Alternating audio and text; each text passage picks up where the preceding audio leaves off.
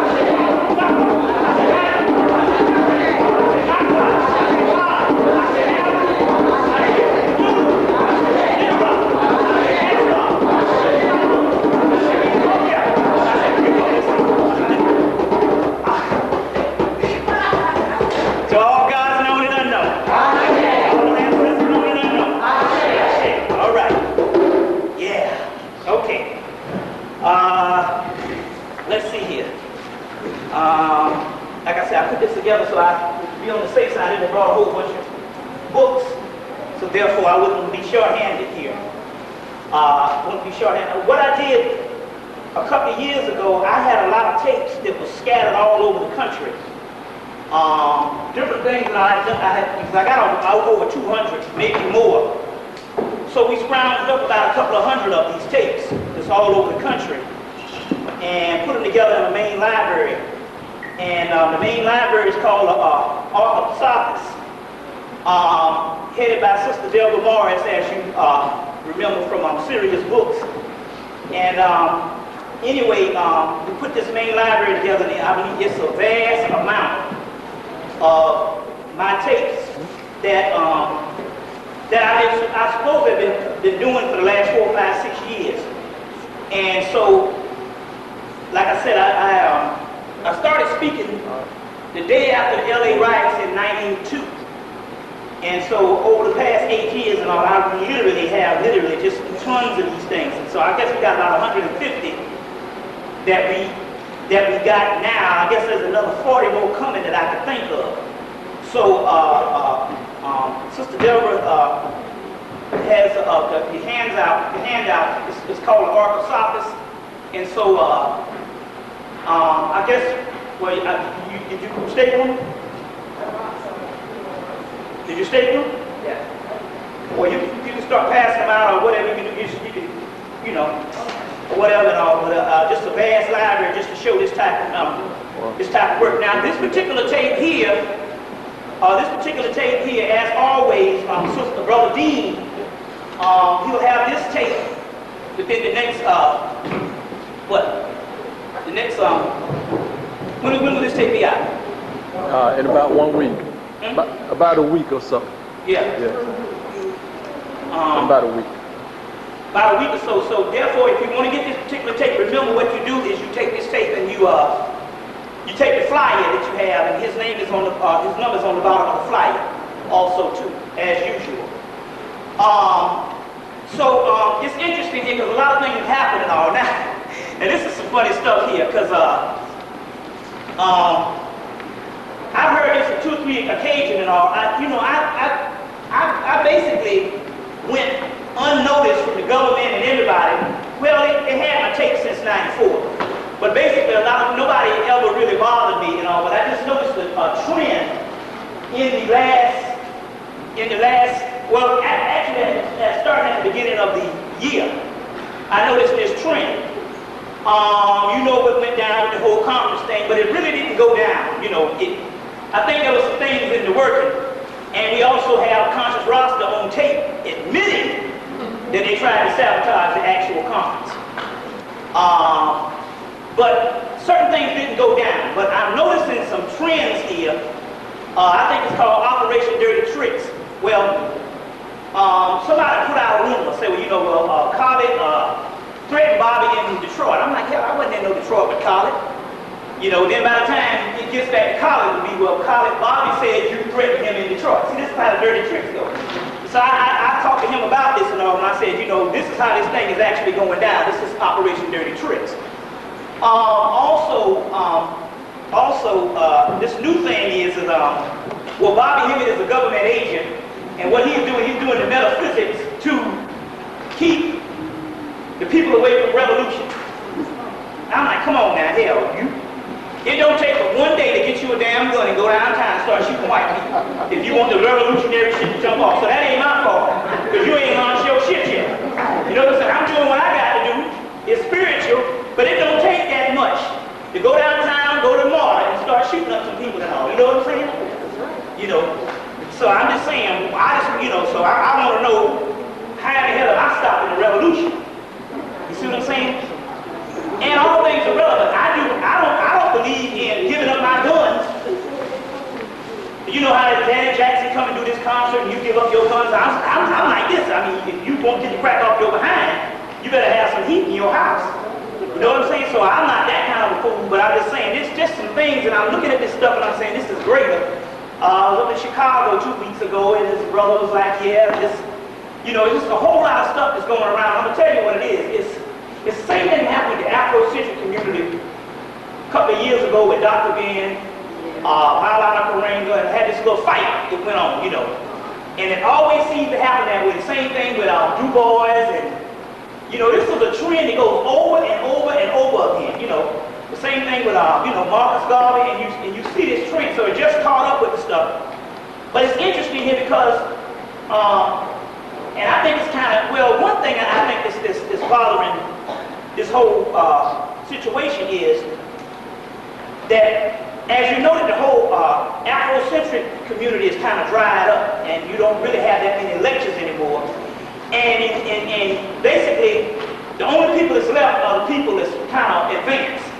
You know, you're not getting a lot of new people coming in like you did, because the government went to work and they worked on this thing. You see what I'm saying? They cut out the conscious rap, which was introducing and initiating people into consciousness. They put out the doggone preachers, you know, with all the T.D. Jakes and all this type of stuff.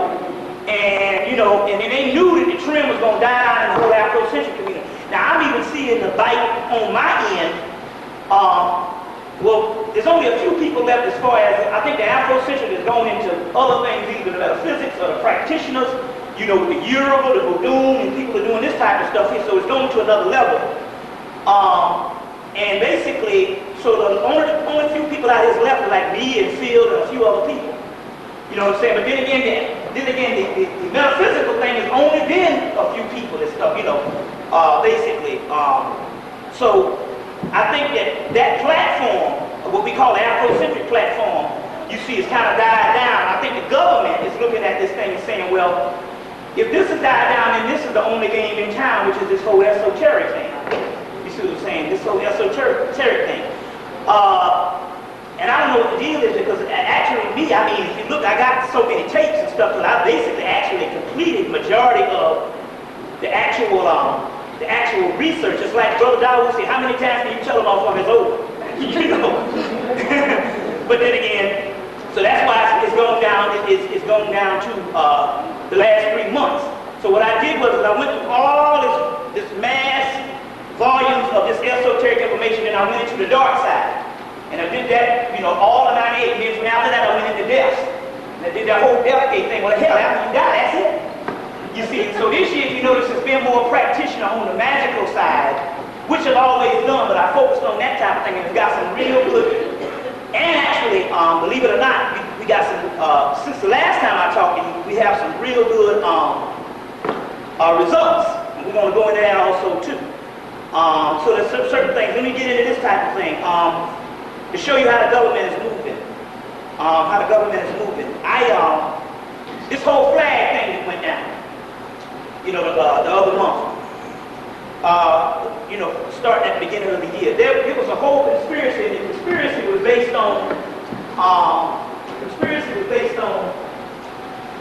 South Carolina is a very unique place. It's got the most amount of black people in the country. They got whole counties, not necessarily citywide as far as the major cities, but they have whole counties where the majority of the people are black. You see what I'm saying? So, and it's the only place in America that you know that have that strong African link with the whole Gullah thing. Now, as far as the way the government looks at things, you might think that the Gullah Festival is something that's going commercial now. And I also heard they had one of the last week or something here, they had something like that. Something in town they had. And you might think it's going commercial, but the government looks at things on another way. The government understands that this is one of the few American links. Now you got the New Orleans and they have the Voodoo thing, but that's by way of Haiti. You know, but as far as this whole, what they call the blue roots, and it's interesting because there's a guy that put out a book on the roots. Now I know about roots and shit. A lot of my family was taking out on some roots. It's called The Blue Roots, African American Folklore and Magic of the Gullah People by Roger Pinckney. So anytime this new evidence starts putting out some stuff, you best believe that there's some stuff going down, because these people here are real funny. You know what I'm saying? They're real funny and all that. They don't do stuff for us. But anyway, the government said, look, we got to stop this Gullah Festival. We can't let this thing go on this year in 2000. So what they did was they started the whole campaign with the flag thing. And everybody boycotted shit. And the idiots boycotted, they would be so dumb. We boycotted our own festival. I mean, how ignorant can you be? You know what I'm saying? But they understand not a priestly people. You think the Jews would boycott one of their sacred holidays? This is ludicrous. You don't boycott your own shit. So as a result, we boycotted everything and boycotted the damn Dollar Festival, and this thing didn't go down. And so we don't know what would have happened, but we do know this. We know that the government, you see, they are very scared of things, and they can't have certain things going on. So that ought to let us tell us something about how close we are in this thing. If you want to say, well, how close are we, or what's going on? All this stuff you're talking about, is anything going on? When you start having stuff like that, that's major. You see, so basically they put the whole flag thing, and here it is now, to show you a savage people. These people came, and these people literally killed our whole community with crack. For damn near 10 years, starting in the mid-80s, and basically wiped out a whole damn generation with crack, guns, and all this, and we don't even take to the streets and march for nothing. But yet they can put up a damn flag and tell us to march for that shit if we go do this. And make a big hoopla about it, and yet they've been killing us for the last 10 years and we do nothing. Then the crackers even came out in '96 and told us, you know what I'm saying, that they put the damn dope in the community. But the key is, here it is again, the psychological aspect. We want them to downright tell us on the news, yes, we did it. Without just taking a stand and going, we know you did it. You know, and we don't have to have you to confirm shit. So this is some stuff that's going on, you know. Another thing is also, too, I think this is kind of odd, this whole PJ shit with Eddie Murphy. You know, they bounced it from one thing to the other. They done bounced it to, from Fox to doggone Paramount or the WB or one of those things. But this is some amazing stuff, because the simple fact is, like we always say, this stuff is gold. You see, this stuff is gold. And for some reason, and I really want to get into this today, for some reason we just don't pick up nothing, and there's a reason, and I'll get into that in a few minutes.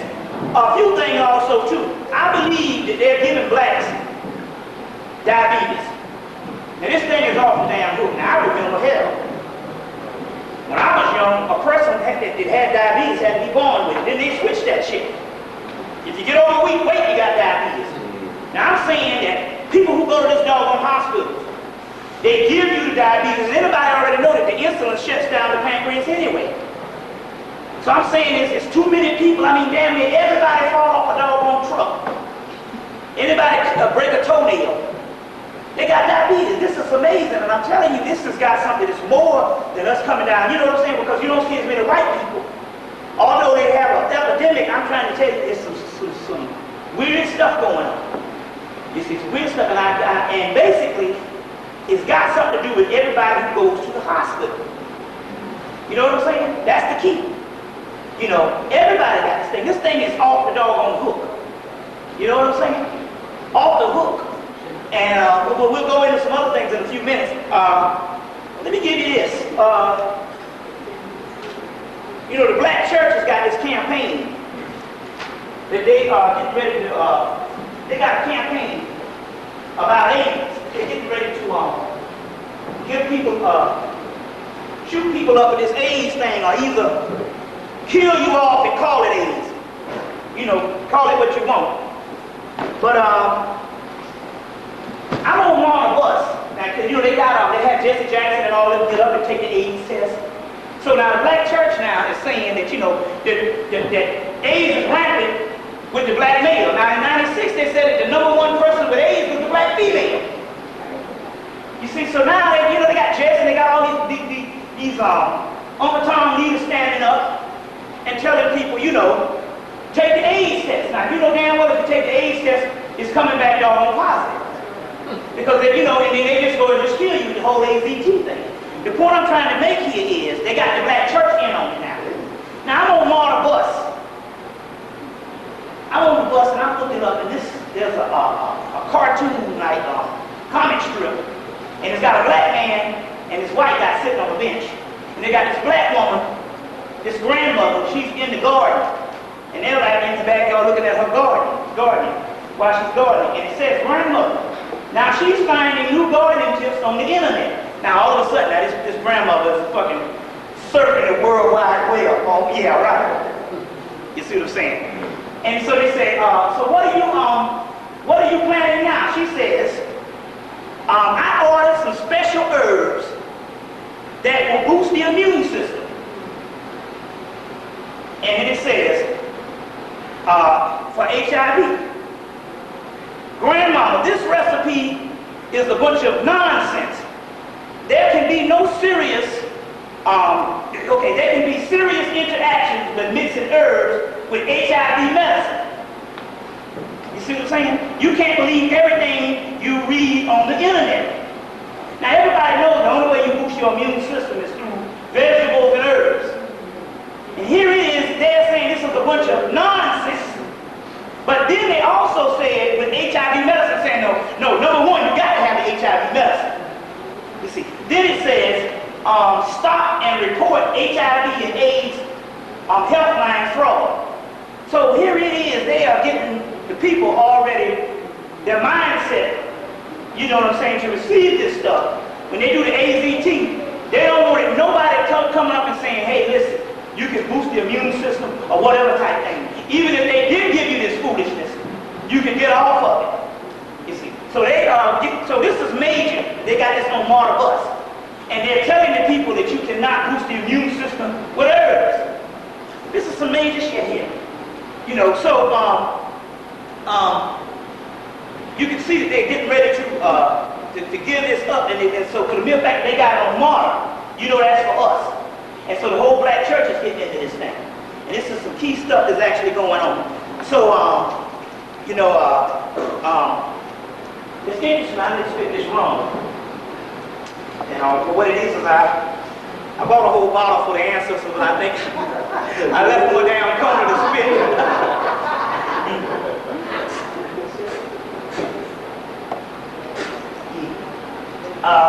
Like I said, I left acquired taste for it, so the damn bottle is empty, but I gave him a corner. You know, it's interesting because I was up in Detroit, and there was some sisters. There used to be 7-day Adventists, and they said that this spirit just told them, y'all need to get out of that and go get into some consciousness. So this lady, she's in her 50s, and her daughter, they just all of a sudden just dropped in and started going to conscious meetings. And I said, well, my stuff is a bit too much for you to go from the 7th day coming up and hearing some Satan stuff like this. And I said, but anyway, they said that they had some test that they do in the church where you take any type of substance or whatever, and you something about it, you put it on your arm. If your arm goes down, I mean, it's bad. But if it's certain that you can't budge your arm, that it was good. And they said they tried it on this rum, and they said that they couldn't budge your arm, so they say it's real good. But it's interesting because most people who've been using this Myers rum know that these damn ancestors drink the hell out of this thing. You put it in there, and the next thing you know, it's gone. A couple of days, it's all they drinking this thing down.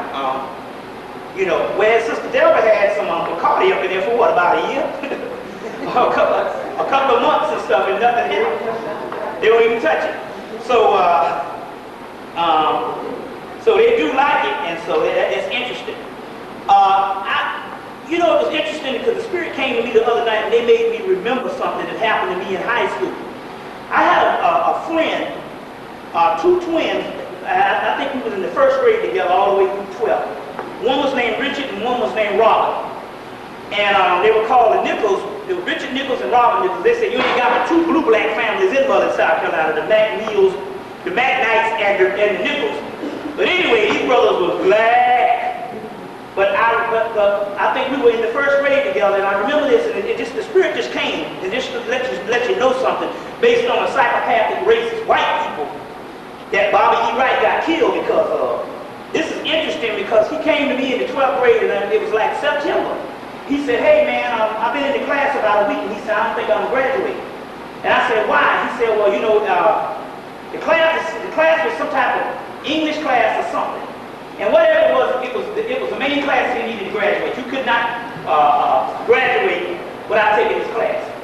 And for some reason, he said, I'm not going to be able to graduate. And I said, why? He said, because the teacher, this young white teacher came up to me and she said, I'm not going to pass you. He's like, why? She said, I don't know. I just don't like you. He said, well, why you don't like me? She said, I just don't know. She said, something is in me that I just don't like you, and I cannot pass you. I cannot pass you. And what it is, he was so dark-skinned.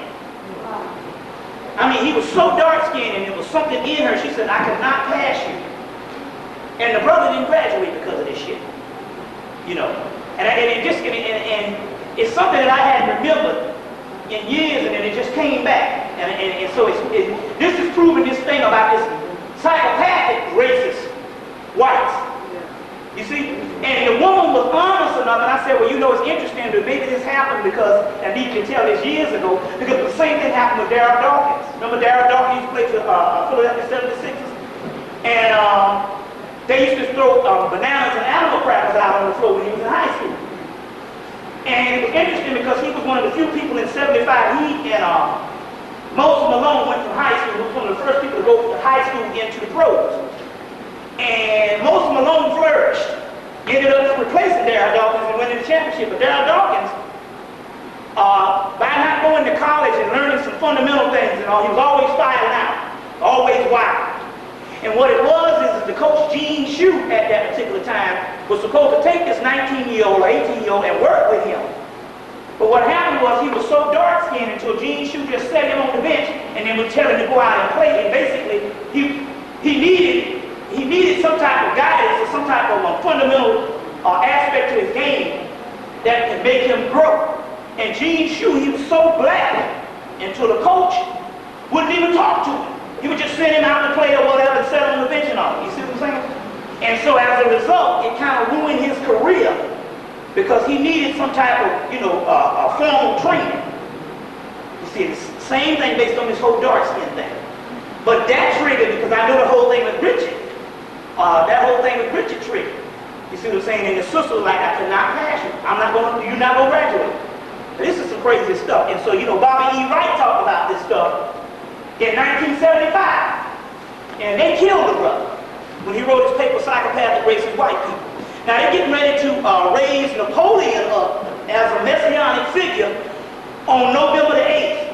Now he is a dog, if they ain't a psychopath and a doggone antichrist, fucking Napoleon. See, the whole Hitler thing was fake.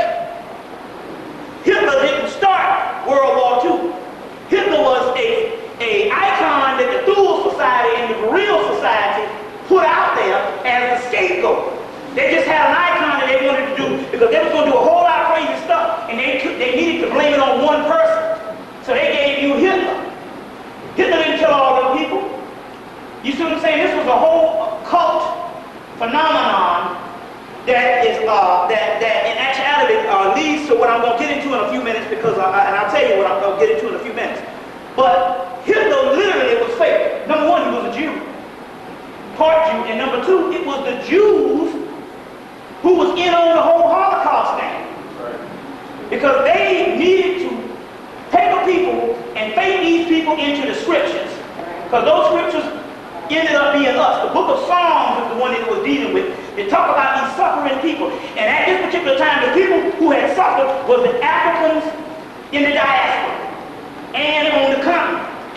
So in order to fake it so they can get a home state, remember they started this shit with Rothschild and Cecil Rhodes years ago.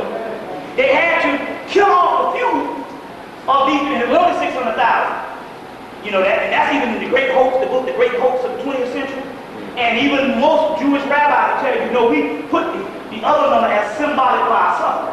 But it was the Jewish rabbis, the head, that actually was in with Hitler to fake this thing so they can get a homeland. You see what I'm saying? And fake them into the doggone scripture so they can be the suffering people. And like they say, now they got to corner the market on suffering. Living high on the fucking hole. Running shit. Running everything, and yet they supposed to be suffering. So that was fake, but Napoleon shit was real. And this was a Holocaust bringer. You see what I'm saying? This was a Holocaust bringer. So now they getting ready to take this doggone maniac and they getting ready to doggone deify him. They got a whole documentary going on PBS on November 8th. Remember that whole November thing with the election? You see what I'm saying? Very key. You see that whole All Saints Day, Hallows Eve, the Thanksgiving, which the Thanksgiving is an esoteric aspect. which you see this Thanksgiving scriptures in the Dead Sea Scrolls, also that book, Barnstone book, the other Bible. They deal with those things. So there's a whole occult thing going on under there, and they're giving you this ghost holiday with the turkey and all that shit. You see what I'm saying? Which the tryptophan shuts your ass down. This shit is all planned. But the key here is, it's not by mistake that they're doing this whole thing in November. Very key. You see what I'm saying? 11 and 8. You can do the math on that. There's a book I want to. There's a book. Brother C. Freeman said there was a numerical system that came out of ancient Kemet. In so many words, there's a numerical system that came out of ancient Egypt. And so this stuff was taken from Kemet to Greece. And a lot of their occult societies, the Golden Dawn Society, they've got the cipher manuals. And it has all these numbers and what they broke down with based on the Kamite aspect. Anyway, they reprinted that cipher manual in this book called the Greek Kabbalah. Alphabet and mysticism and numerology from the ancient world, in the ancient world by, what's the word? Kieran Barry, B-A-R-R-Y, K-I-E-R-E-N-B-A-R-R-Y, K-I-E-R-E-N-B-A-R-R-Y, and it has these numerical breakdown of these particular numbers, and I'll tell you what these numbers are. This is an authentic one that is coming from Kemet, the Greek Kabbalah, and it has the god of Braxis on the cover. So this is interesting. Now you got Will Smith to get ready to do a little Uncle Tom movie, where he's being a caddy for this white boy that played Good Will Hunting. Matt Damon, and it's a movie set in the 30s or something, and he all nasty looking and shit, and he's just a yassa boss for this white man. And I'm like, you know, it's interesting now, you're a big star now and stuff, and you still buck dancing. But see, that's all a part of this shit. You see what I'm saying? You got to do that. So he's doing that particular thing also. About 2 weeks ago, the government had a machine that they made, and the damn machine started running itself. And that's interesting because they talk about a lot of that in biblical prophecy and in ancient prophecy about there's going to come a time when the damn ghost be in the machine and the machine start running itself. So about 2 weeks ago, they had a machine, some machine, and they shut the shit down and the shit started running itself. And they announced it on some local news up in Milwaukee, and one of the brothers came in and told me. Also interesting, one of the sisters got up in Detroit, one of the sisters up in Philadelphia, which we'll speak on these sisters. These sisters here, this is on this sex tantra thing. This is some amazing shit, but we're going to speak on that. But anyway, one of the sisters called me and said that they had gotten this notice that a lot of people, the Mormons out in Salt Lake City, took a lot of their people out of, a lot of their children out of school. A bunch of them took a whole bunch of children out of school and said that there was something big going down within the next couple of weeks in October. So it's a whole bunch of them that took a whole, took literally hundreds of them out of school. You see what I'm saying? And you know that the Mormons are some of the greatest secret keepers, are the ones that they tally up a lot of secrets on people. The Mormons, Salt Lake City, they do a lot of that type of stuff, as well as it was the Mormon brother at Hartsfield International Airport that said the stuff that Farrakhan was on the Trilateral Commission. You see what I'm saying? Because I got a brother who I got a friend that worked at U.S. Customs, worked at U.S. Customs and stuff. But they took a lot of these people out of school. So this is very interesting. A lot of stuff that's going down in the government is just basically being quiet about some things. I want to get into something right now. Because this is something that put out by, I think, Minister Rock put this out. And I want to clarify this type of thing because they're going on saying that jazz and most popular music is bad for you spiritually. And it basically is the classical music. Well, we understand that the classical music is African. It comes from the scales. But then again, if you're going to make statements, you need to do your damn homework. So what we need to do is to put this shit to some scholarship to understand what's really going on. First of all, the word music comes from the word muses. And the word muses, you have muses you have water nymphs, you have muses, water nymphs, Melusines, mermaids, all that stuff in the Greek mythology, which in actuality is talking about inner microscopic organism, what you call melanin. So it's called chthonic region. Anytime you hear the word chthonic, that means underworld. Now the underworld is not under the earth. The underworld is talking about the deepest part of the subconscious mind. So music does not come from the heavens. Music comes from the underworld in the subconscious mind. So for the mere fact that, and it's literally melanin put to scale. So when they say, well, you know, he said the scale came out of ancient chemistry, you need to go and you need to trace what this is. You need to do the homework. So now the scales came out of ancient chemistry. It comes out of Hermeticism of the wisdom of Tahuti. But anytime you have the wisdom of Tahuti, you're dealing with melanin, you're dealing with alchemy. And by you dealing with alchemy, then we're talking about something that's inner. And so therefore, if we produce something from inner to outer, then that meant in actuality, we produce that particular aspect as a form of healing based on what situation we was in at that particular time. So it's just like one brother said, you know, he said, this music, this jazz music saved our fucking lives. Because the same time that we was pumping this up was the same time it was going into the doggone Great Depression. And white people was jumping all out of windows. You see what I'm saying? So therefore, what we're talking about here is any of this music that's coming from inner, you have to do the homework because the word muse comes from, it's Greek. But then again, on the other hand, you got muses, Melusines, water nymphs, there's a whole bunch of things. You think of these like these fairies. This fairyland. And that stuff we think is literal, is in actuality not literal at all. It's talking about deep components of the alchemical body, which is talking about melanin. So therefore, to say that we produce some stuff at our low state, because the premise is, well, they produce this music at a low state, so it can't be bad, it can't be good for you. It's got to be always something that's from a classical era when we was on top. But you don't understand, we produce the stuff at a lower state. It's like emitting some hormone that heals you. So we produce this stuff at a low state to heal us. You know what I'm saying? And as a result, we get healed by it, or we used to.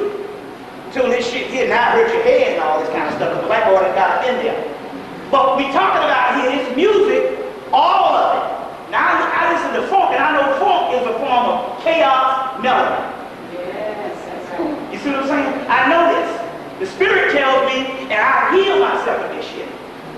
You see what I'm saying? So, for the mere fact that you don't study an argument or something, you just say, well, it came out of Kemet, but you must understand, where did it come out of Kemet? It came from the wisdom of Tahuti, or Hermes, or the Hermetic side, which is talking about melanin, or alchemy.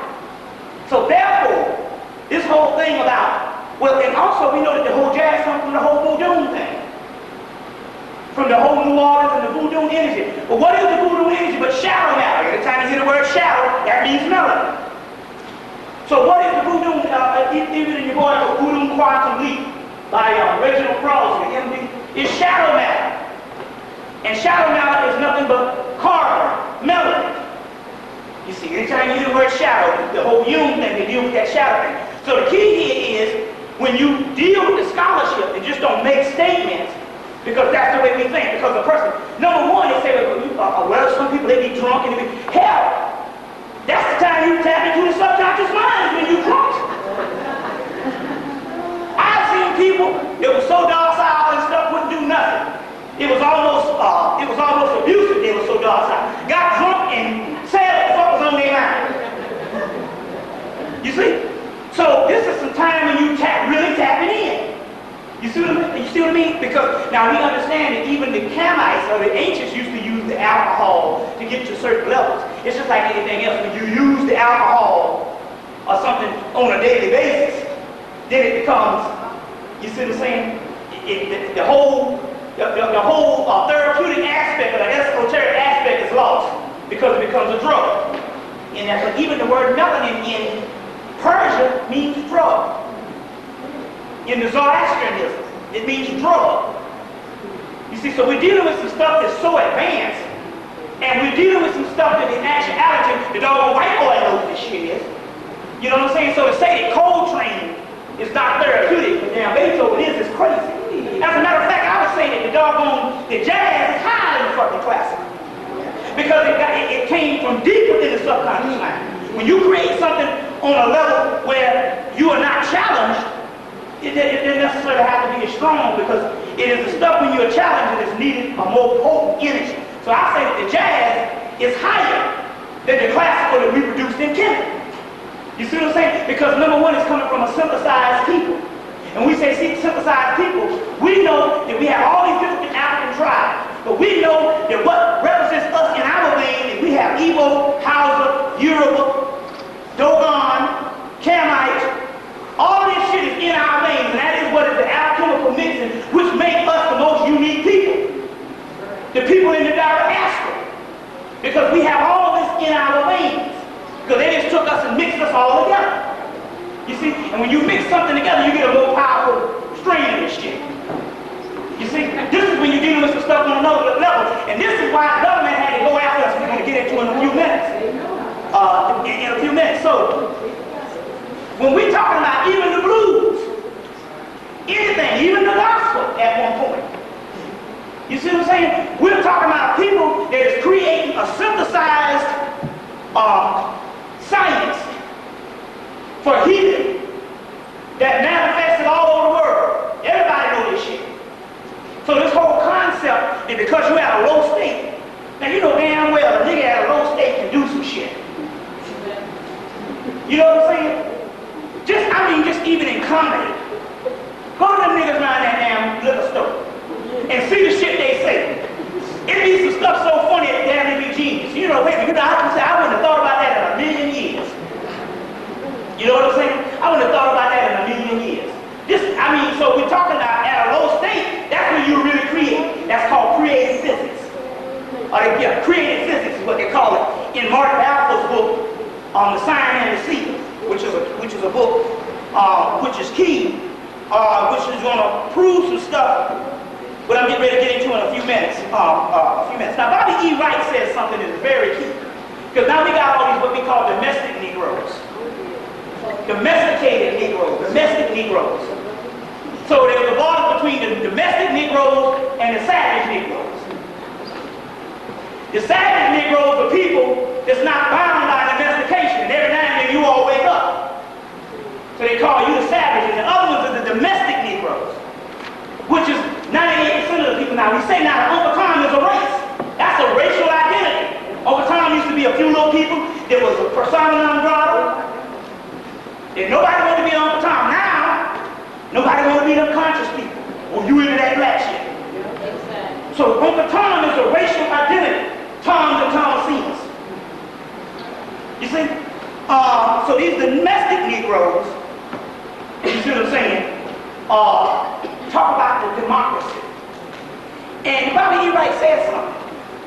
He said, isn't it funny that as long as they have a democracy, let's say the start of this shit, 1776, we just give a number.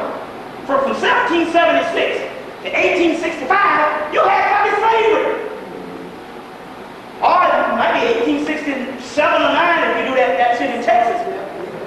You had some, during this whole time of the incubation of democracy, you had slavery. So for the mere fact that you can have slavery going on with democracy, that ought to tell you some shit about democracy. Or it ought to tell you that you're the only fucking fool believing in that shit. You see what I'm saying? Just cliche people. This is things we need to deal with. Now this is interesting. This is an uncorrected proof here. And they send these to the paper. And Ginger called me up and said, I got a book, I wanted to show you something. It's a book, I think it's a sister, Gloria Evans. The name of the book is called M-E-H apostrophe Mayam. M-E-H apostrophe Y-A-M. Mayam.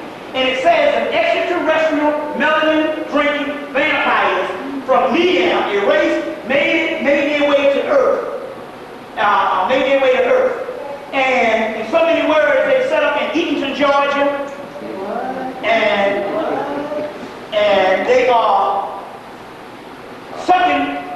the black people's melanin. So her name is Gloria Evans.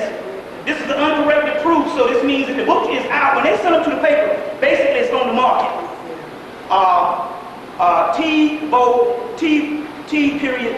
Publishing, but Gloria Evans and Mayhem, and it's talking about these vampires that come in, and it's sucking and melanin brings vampires, so you best know who the hell that is. But it's interesting, the sister put this book out. That's one to bear witness to that also too. Now this is what's going on, and see, Elijah Muhammad said, you will know the end when there's infighting amongst the elite. Now we know that the people that we see, Clinton and all these people, that's not the elite. The elite is secret societies. So Brother Ramesses bailed about a year ago, because I'm always incognito. I was in these occult stores for years. One brother sat down there and blew my cover. I said, man, next time you blow my cover, I'm going to kill your fucking ass. Don't never blow my cover around these damn practice. Because you would be surprised, these white people love me. They love me. And I said, you don't even know who the hell I am. And I'm the worst one. But anyway, so I'm always undercover. So Ramesses Bey, he went, it was interesting because what he did, he went and started doing readings down in Little Fireplace. And for some reason they saw this black man with a fez on his head. And all the white people would come to him because they just figured it was more authentic. I don't believe it's wise because I think the brother's getting ready to start to go. I see a change in him now. And I know these crackers is projecting some shit on him. You see what I'm saying? See, you don't fuck with occult white people. Those are the most dangerous because they know who you are. You see what I'm saying? They know who you are. So anyway, he introduced me into a white boy that was in Crawley's society, the OTO. So for some reason I just said, well, what the hell? I started dropping on him about this stuff, and he was like, now this man has been in this occult society about 30 years. He's in his 50s. He had his mouth open. I said, what are you doing? He said, I'm just saying, oh, I never even thought that he even had some black people even knew this stuff. So I started going into all these other little people that you have to know some other things about. He was like, damn, you know this person? You know that person? And then I dropped on him and I said a few things, and then about a year later, I'm not going to, every time I see him, I wave at him, he waves, and he tells the other guy, that's the guy that know that Crawley shit. So about a year later, I was talking to him, and he said, and I said something about Illuminati. He said, yeah, well, the society that I'm a part of here in Georgia is a part of Illuminati. Like that. So, a week ago, I saw him on the street, and he just decided to come in and just start breaking down and start telling me stuff. So he said, look, man, he said, we got about 5 or 6 spin-off groups from the original Crawley thing, the OTO, and he said, we all at war with each other. He said, that's just in Georgia. He said, we just got literally these hundreds of groups all over the country, and we are at war with each other. We just fighting, and he said, it's just a big, knock-down, drag-out fight. He said, but I told him, y'all gonna look up, there's gonna be some black people, some black dilemmas, that's what the Crawley thing is, right up under your all nose. And he was just going on and saying, I've been studying the Moorish science, and I've been studying a lot of the black masons and stuff like that, and all. I've been studying some Prince Hall. I said, yeah, well, that's a little social club. He said, I've been studying this stuff here and all. And in so many words, what he was doing was he was trying to make it comfortable for me, because what it is they scouts. You see, they agents and they scouts. And in so many words, what he was trying to say is we need to hook up. Because what it is, they're looking for a black Messiah. You see, to save it. Now this is interesting because on this book called The Zelator, by Mark Hetzel, and a guy David Overson. This was the book that came out on May 5th up in New York. And I saw it in New York. I looked at it, I said, oh well, and I put it down. Came back the next day in Manhattan, looked at it again, put it down again. Came here at the border, looked at it, put it down, and went to a used bookstore. And a brand new book was in the used bookstore. And I said, wait a minute, Spirit must want me to get this thing. And then I started looking at words, and I said, wait a minute, the only person who used to use these words is Gerald Massey. And I know the white boys don't put no Massey in their books. So I looked in here, and it had Massey in the index. But what happened was, there's almost close to 100 pages of this guy's notes. This guy died in 1997, and the guy David Overson did a review of the book, and basically he took his notes and put an entire biographical notes in the back. It's almost 100 pages. And in some of the notes, this guy was saying that we got, in order to get this thing to another level, we got to look for some black Masons to save us. He said, we got to look for some black Masons to save us. And they were saying, well, we heard about the whole Prince Hall thing in the 1700s or whatever type deal. But they said, we got to look for some black Masons to save us, you see. And so here this guy was inviting me, and they're looking for who the hell they can. You see what I'm saying? They're looking for who the hell they can. And it's interesting because this book, The Zealotar, and Modern Mystery Explores the Ancient Mysteries, Mark Hetzel.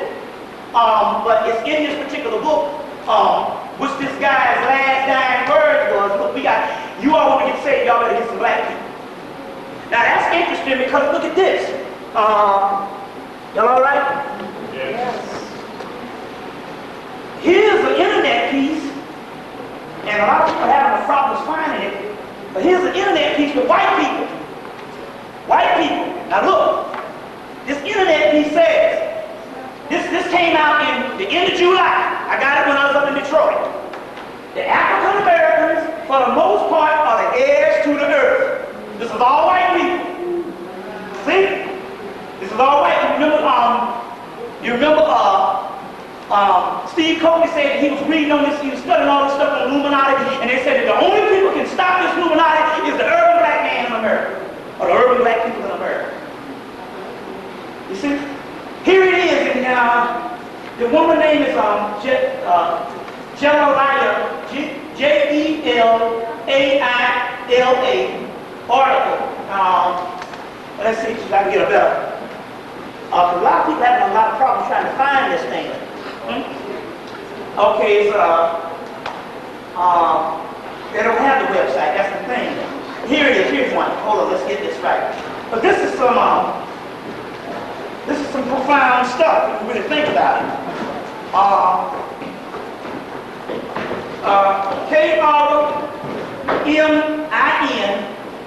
K-R-M-I-N, and I have that A with that circle around it. You know what that shit is? Okay, whatever. I ain't gonna swear by myself. At I-C-C-E. So it's K-R-M-I-N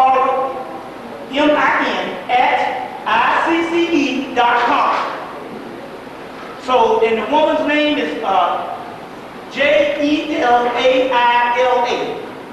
So if you want to find this thing, but it says, African Americans for most of the part are the heirs to the earth. Their soul group came from Sirius B and had polarized to the light. And this is why they were in etheric bodies when they arrived. They have given up the physical bodies, and one of their goals was to initiate to the dark side. Now ain't that a bitch? One of their goals is to initiate to the dark side. Now who the hell you think they're talking to? You see what I'm saying? You have it right here on the internet. These are white people. I'll show you. I didn't print this shit up, because I don't know this white woman right here. But the key here is they looking. That's why they got over with all that spiritual stuff now. It's mamby-pamby, but still yes. They're trying to get us in all of the stuff. You see? Very key. And it's very key they want the black woman, which we're going to get into also. So let's go on. Let's see a few other things here. Anyway, the melanin is in us is changing every 7 days. Now it's interesting because out in California, Richard King, he came to my lecture. He didn't stay around long enough. He stayed for about an hour or so. But he was saying, I think about a couple of weeks ago, he said, we are right on the edge. We're right on the edge of getting up out of here. This is what Richard King said. Now this is interesting. Well, he's pretty much right. But there's a sister that's real good friends with Richard King that works into the medical profession in Detroit. And she said, and I remember I told you that she said there's DNA, there's amino acids popping up on the black DNA daily. So what they were saying here was that this melanin is changing every 7 days. So the white boy is one brother said, what you mean it's changing? That means that it is evolving into something new. You see what I'm saying? It's changing every 7 days. So that means that they can't even go in and do some stuff because the shit is walking around and what black people do have now is changing every 7 days. You see what I'm saying? Every 7 days. Now, A&E, Arts and Entertainment, this big Jewish network, and the History Channel, they had a special on alchemy a couple of years ago, and I got the tape. And I have the tape. And I have the tape. And in there it was talking about this guy Paracelsus.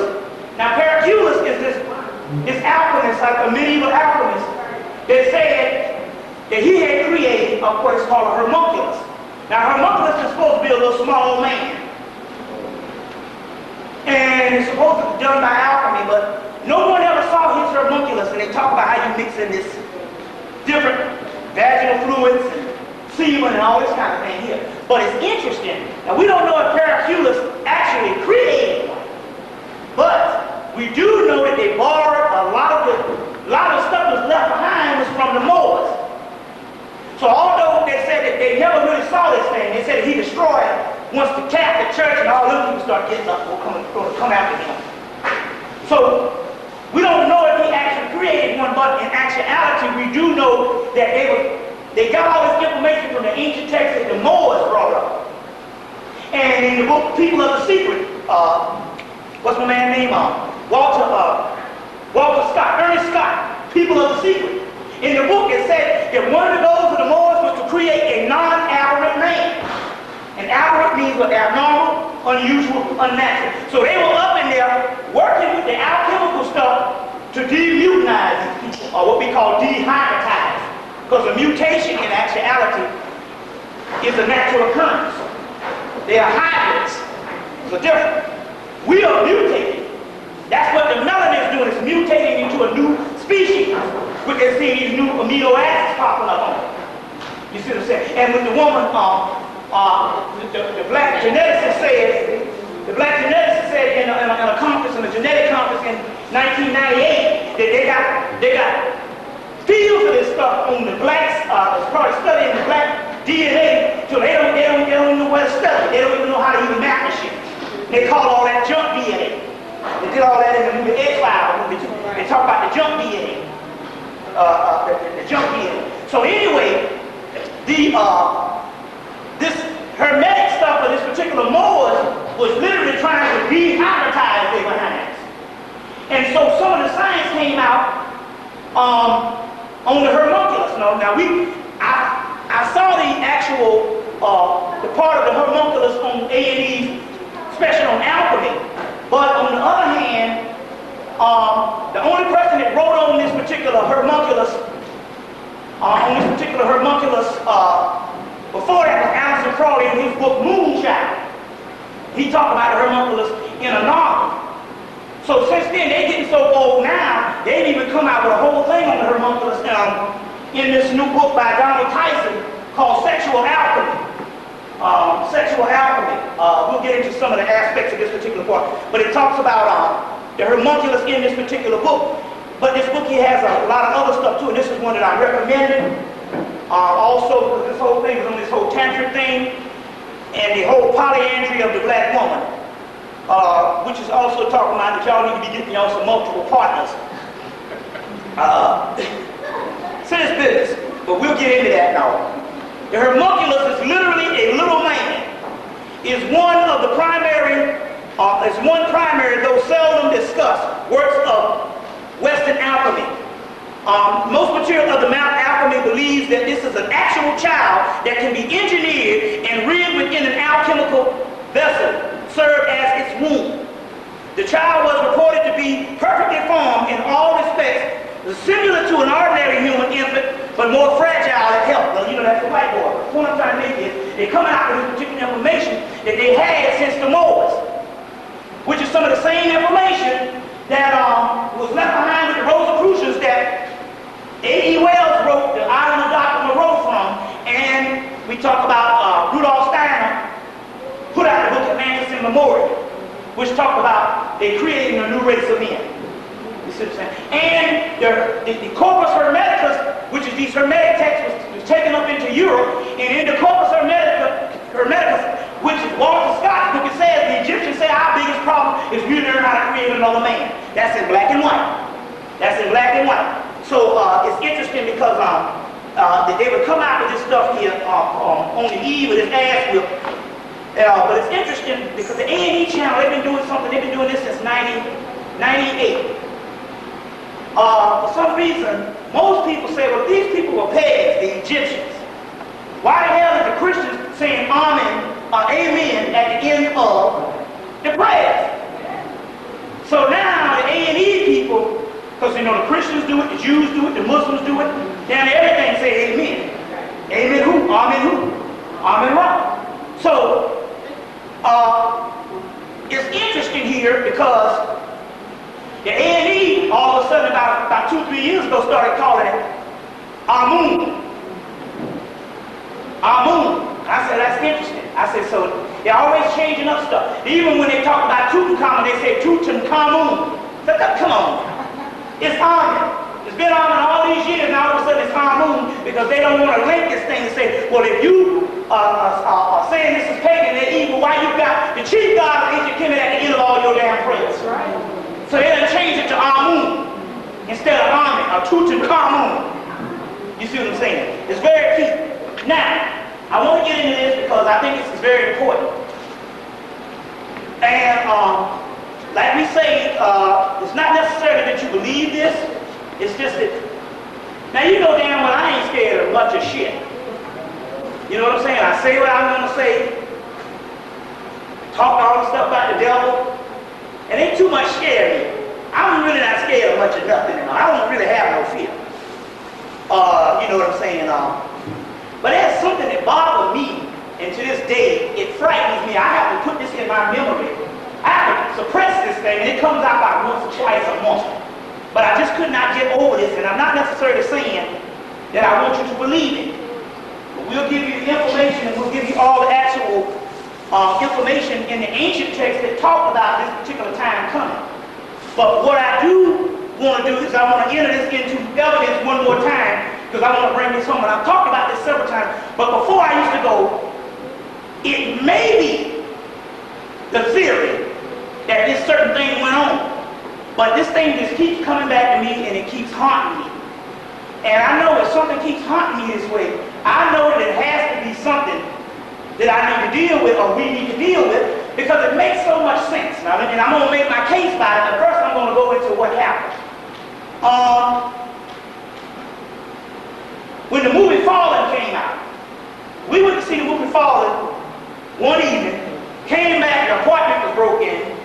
They took the TV, the VCR, and the microwave. Had the rent money right there in the jar, right beside the TV. They didn't even take the shit, you know. But you know, that's what they grabbed. And so we got into bed, me and Ginger, and she was like, well, she was a little upset. She said, how did this happen? I said, well, it ain't no big deal. You know what I'm saying? I said, shit, we need some money anyway. We call out and get the insurance money and all. Because you just took out the doggone renter's insurance, you know. And so it was even better because we got a car and all this other shit with stuff, you know. Even the police came and said, here's a number. Whatever y'all think is some other shit. Call this number. So it worked out good. Whole niggas need a break in it. Just get that little renter's insurance or whatever. So it worked out perfect. We got the renter's insurance. 1 week, the house got broken the other week. My brother, who was over the insurance company, was like, I didn't put it through. I didn't put the thing through. So now y'all gotta go and call the cops again. So we just left a big old footprint on the door that we left. And it was lucky because the simple fact, we told the apartment complex to fix it. You know how niggas are. They didn't fix it that week. So it was cool. But anyway, we got in the bed, and the same night Azazel came, which is the one on the movie.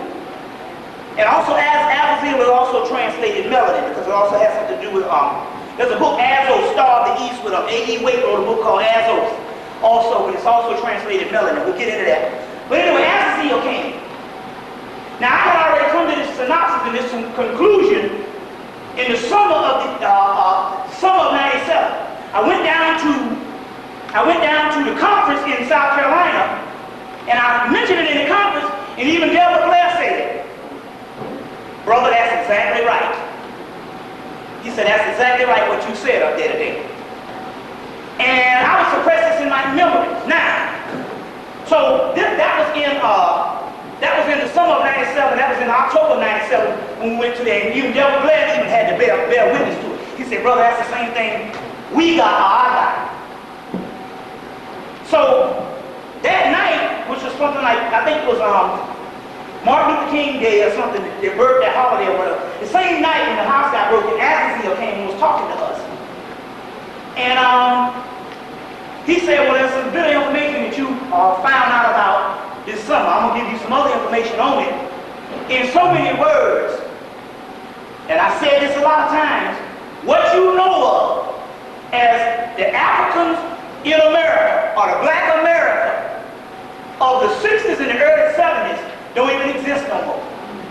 It was exterminated between 1975 to 1998. Now, I know it sounds crazy, but what we're trying to say here is that you and a whole bunch of people up the East Coast, and a few thousand people across America, might be the only people that's real. And it makes a lot of sense. It makes a lot of sense. Now let's go into this. Number one, we'll give you some documentation. Rosicrucian Cosmos Conception, which is a real racist book, but it talks about that whole thing that in the last days, the ancient ones, pineal gland, a third eye will start opening up. Also in Vera Stanley Adler's book, opening of the third eye. She quotes from the same part. In Celestial Ship of the North, Volume 2, they talk about how men prophesying, women will dream dreams and all this type of stuff. Also in A.E. Waite's book, give you some scholarship on the A.E. Waite's book, Holy Kabbalah, in the chapter of the Messiah, they talk about the same thing on how you dream dreams and basically you have this awakening. They talk about this great awakening. In Edgar Casey said that there was supposed to be an avatar that was supposed to incarnate in the 90s. And his name was John Pineal. And they was thinking it was supposed to be one person, but in actuality it was talking about the inner nature of men, black people. Also, one of the brothers was dealing with magnetism and was over in France. And he ran up on in the Louvre in Paris, he ran up on some fragments on Nostradamus. And Nostradamus said it in the fragments in the 1990s, black people in America and black people in the diaspora will come into their own. As well as the missing prophecies of Nostradamus they talked about, the last days, the nations would be turned to the empire would be changed to black. And they talk about America will not be able to save itself by sea, which is talking about you can't go fight no water. They say between two rivers, which is two seas, they will feel a mighty black hand, military hand. Then they talk about this stuff about this time when America will be vexed by African fleet. This is all in Nostradamus, you see. So we got text on and on and on. Mark Balfour's book, Sign and the Seal, said that there's come a time where they had done a conference in 1996 and it said that the ancient indigenous people, the Kundalini energy was rising in them. So what we're saying is this. How is it that we can go get the movie Watch Stats? That was the movie, it was a concert movie with Isaac Hayes and all that, celebrating the 10-year anniversary of the Watts riots. And in that movie, every damn black person in down in Los Angeles was conscious. In 1973. But all of a sudden now, here it is in the age of awakening, it takes you 2 weeks to find a motherfucking conscious person if it ain't the person you already know. Black people are like zombies. They don't even have nothing on their mind. And it can't happen. That means somebody is people out, and we might be the only motherfucker sitting up in here that's living. And everybody else, we might be living in a robot culture. But we know America is a great experimentation. You see what I'm saying? It's a great experimentation for secret societies. And I'm telling you that I look at black people and they don't have nothing on their minds. And I say, how can this be year 2000? And people walking around like it's 1915. And I see a conscious person every 2 weeks, other than the people I see all the time. You see what I'm saying? But I'm just saying, just nothing. How can that happen? That means that even if mind control came and shut a person down that much. And you know, it's amazing. The white man can become, and he can do anything to us, and we don't even flinch. You see what I'm saying? So obviously, this particular information is also, but it's also in the Hebrew text. Angelo Rappaport's book, Legends of Israel, it talks about, because see, the Exodus that you get in the Bible, that might be a little chapter. You don't even understand. If you get the whole text, the mythological text where it came from, it'd be a damn near half a book. Just pages and pages. So you're just getting an excerpt from it in the Bible, a damn near fragment. And in there they talked about how they was going to destroy the children of Israel. In the Zohar, which is the esoteric version, they say in the last days they're going to come against Israel like they've never come against anybody. They say people from around the world are going to come to kill Israel. So my point here is we got to start looking at this thing because it makes sense. I mean, literally, people are like zombies and they can't be that much mind control. That means that they got to be cloning people. Now this is interesting. Let me see. Let me give a few other things too. Here's a book put out by Secret Society on Elijah. I got a couple of years ago, and in there it talks about this Elijah would come, and then he would ascend, and after he ascended, the people would get scared, and they would come and kill the people that he leave behind. And he even said in 1973, before he left, he said, it hurt me to see what they're going to do to your people. He said, that y'all are hard-headed, stiff-necked. You see, so, it's in there. I just want to give you a couple other things. The book, The Guide to the Star Wars Universe. And it talks about the Clone Wars. Now remember, this is the same George Lucas who made the movie THX. And in that movie, they got one black person that they get from the damn TV screen. He said, I'm a synthetic. And later on, THX becomes his sound system. You see what I'm saying? That he uses in his movies. His sound system. But also in his Star Wars movies that he started writing in 1973. They talked about the Clone Wars. And they don't really give you a lot on it, but if you get the guide to the Star Wars universe, they go into it. And they talk about how well, we know that they cloned since 1945. But in this movie, they talk about when they first was cloning, they could not clone people with the Force, which is melanin. You see? But later on, they learned how to clone people with the Force. This is some, in this book, The Guide to the Star Wars Universe is the name of the book. And they go into that particular stuff. There's a movie called The Proprietor. And in this movie, The Proprietor is made in France, and they have an argument about the Africans being in France. We always thought, the French, we need to go to France. They just love us over there. No, wasn't enough of y'all motherfuckers over there in the damn World War II. Now the Africans is over there by the damn millions or thousands, and they saying, look, we gonna kill these fools. So now, well, you can't blame them. You go in these people's countries. You mess them up, you teach them French. So when they go to doggone Paris. They go to France. You see what I'm saying? Just like the other people is British, go to British. Go to Britain. So the point I'm trying to make here is, in this movie, The Proprietor, they got this argument based on the Africans being in France and how they don't like it. Because a crap is a crap. I don't give a damn what it is.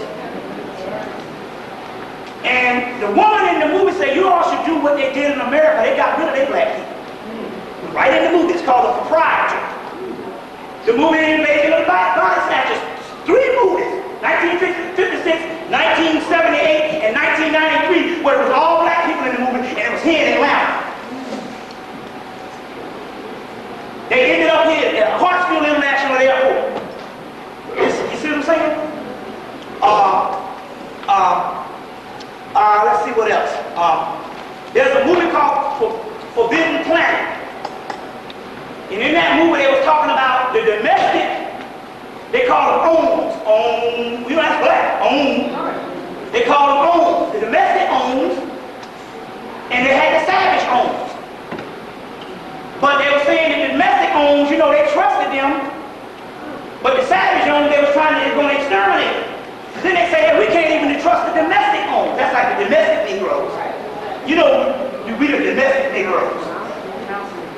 Yeah, and they said, so we got to kill all of them. It's a movie called Fantastic Planet. I got a copy of it the other day. The Zohar talks about this stuff. Three the Hard Way. You know, Jim Brown, Fred Willis, and Jim Kelly, 1974. Three the Hard Way talks about extermination. Now why? Because the Messiah, as what we said, J.L. Hooper said, was mobilize and neutralize the lies of the black Messiah. So, the Bible tells you the Son of Man will be in the West. The Kabbalah talks about the great mixture in the West. Now, we are mixed with all the parts of Africa in our blood. The word Osiris means West. Aminta means West. And Aminta will be lit up, which is supposed to be Aminta, which is supposed to be the underworld, will be lit up by Horus. Horus goes to Aminta and liberates them from Aminta. America's Secret Destiny, they talk about this particular establishment and how they were trying to establish something for the Christ. This is even in the so-called Masons. You see what I'm saying? We know they might have a Moorish input. They gave them that information that the Christ is going to be in the West. Because we know that type of stuff. Because we know that the Moorish part of that was turned into Highlander 1. The movie Highlander 1. And the new Highlander is off the hook. The people that's the Highlander. If you ever saw the Highlander stuff. The last movie is off the hook. It's in theaters now. But Highlander 1, which was Moorish stuff where they talk about the great gathering will be in the West. Well, we had a good gathering. You see what I'm saying? So, the great gathering will be in the West. Camelot, Camelot was supposed to be this place. It was talking about America, but British, when they conquered Ireland and Scotland, they took the mythology and made Camelot Britain. They're trying to establish royalty to go back to that King Arthur shit, which ain't no royalty. You came in. But it was the Moorish mythology talking about America. And the Camelot, which means new lot of Egypt. Black lot, in Ernest Scott's book, People of the Secret. Camelot, which means black Egypt, it means new lot of Egypt. Or like New Egypt. Is talking about America because we have the Hermetic text that says that there will be an extension of ancient Kemet in America in the last days. This is what they're talking about when Tahuti is telling Imhotep this. So we know that it was talking about us. You see what I'm saying? Elijah talked about the black man in the West. The Hermetic text. The Hermetic text. Now you got these white people on the internet saying that the blacks are heirs to the earth. You see? On the internet. The book of Zavatar talking about we got to get them black Masons. Now we know that the black Masonic lodge they're talking about is the one they're talking about the whole Prince Hall thing, as well as anything else that came out of that. And I told you the story how the Duncan's Ritual Complete book that you can buy in Barnes and Noble, which is a Masonic book, we couldn't use that at first. So the guy Charles Wesley Dodge, which is what's his name, grandfather? What's my name?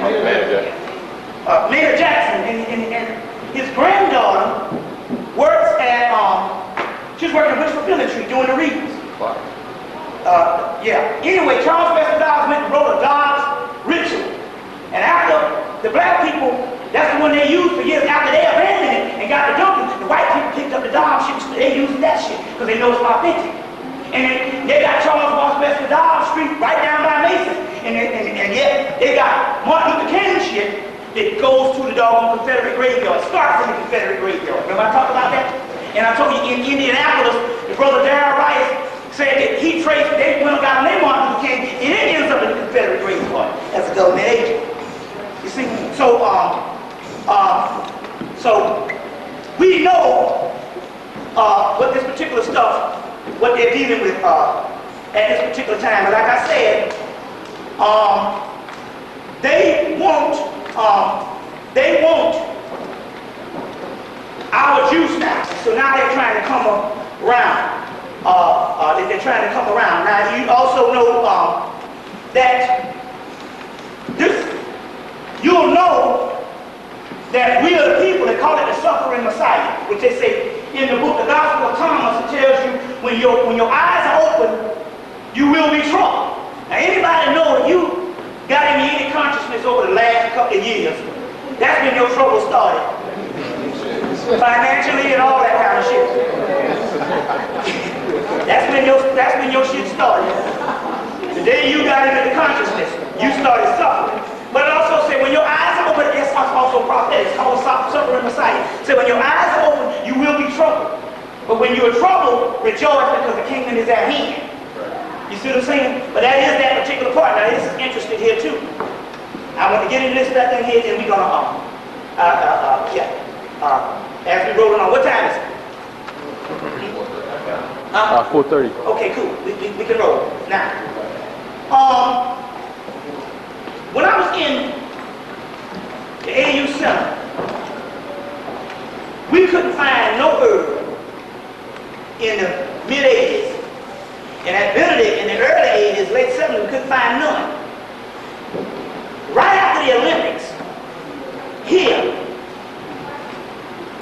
they got an herb epidemic in the AU Center. Now they go and they take the marijuana, they put it in the black and mild cigars. Now I got a friend that I used to work for in the AU Center. Got a store right across from the library. Anyway, he sells about a case, a big old case of black and mild cigars a day. And I mean it'd be freshmen, girls, boys, everybody buying it, and they be smoking the marijuana up in it, but they got a police precinct in the middle of the AU Center that they put up in there in 1990. And nobody goes to jail. You see what I'm saying?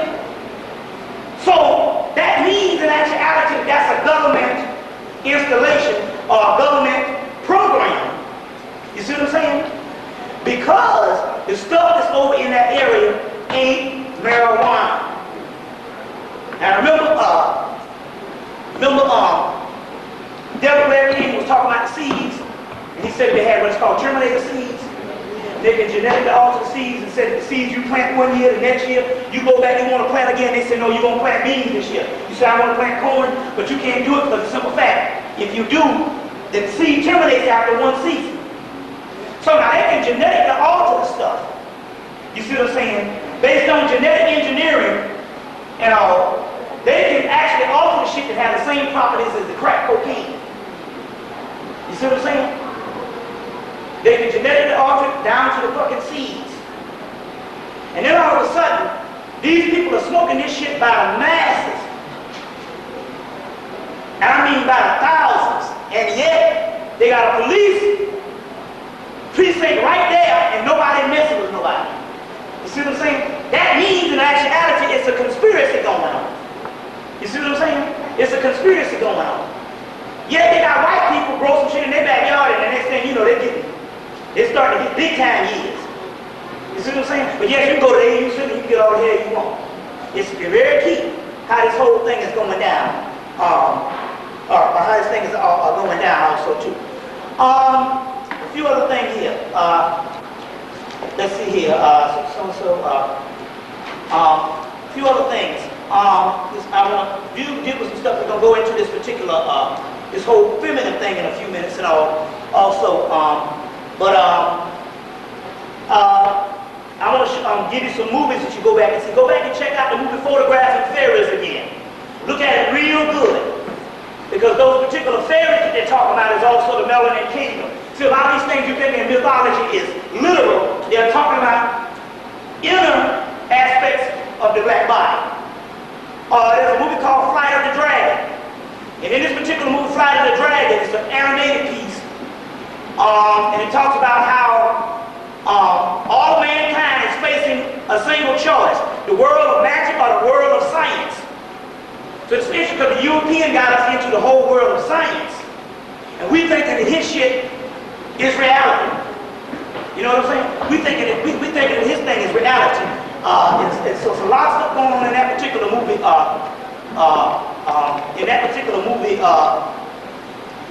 Flight of the Dragon. Like I said, the Highlander movie is out. It's real. It's off the hook. In the movie The Cell.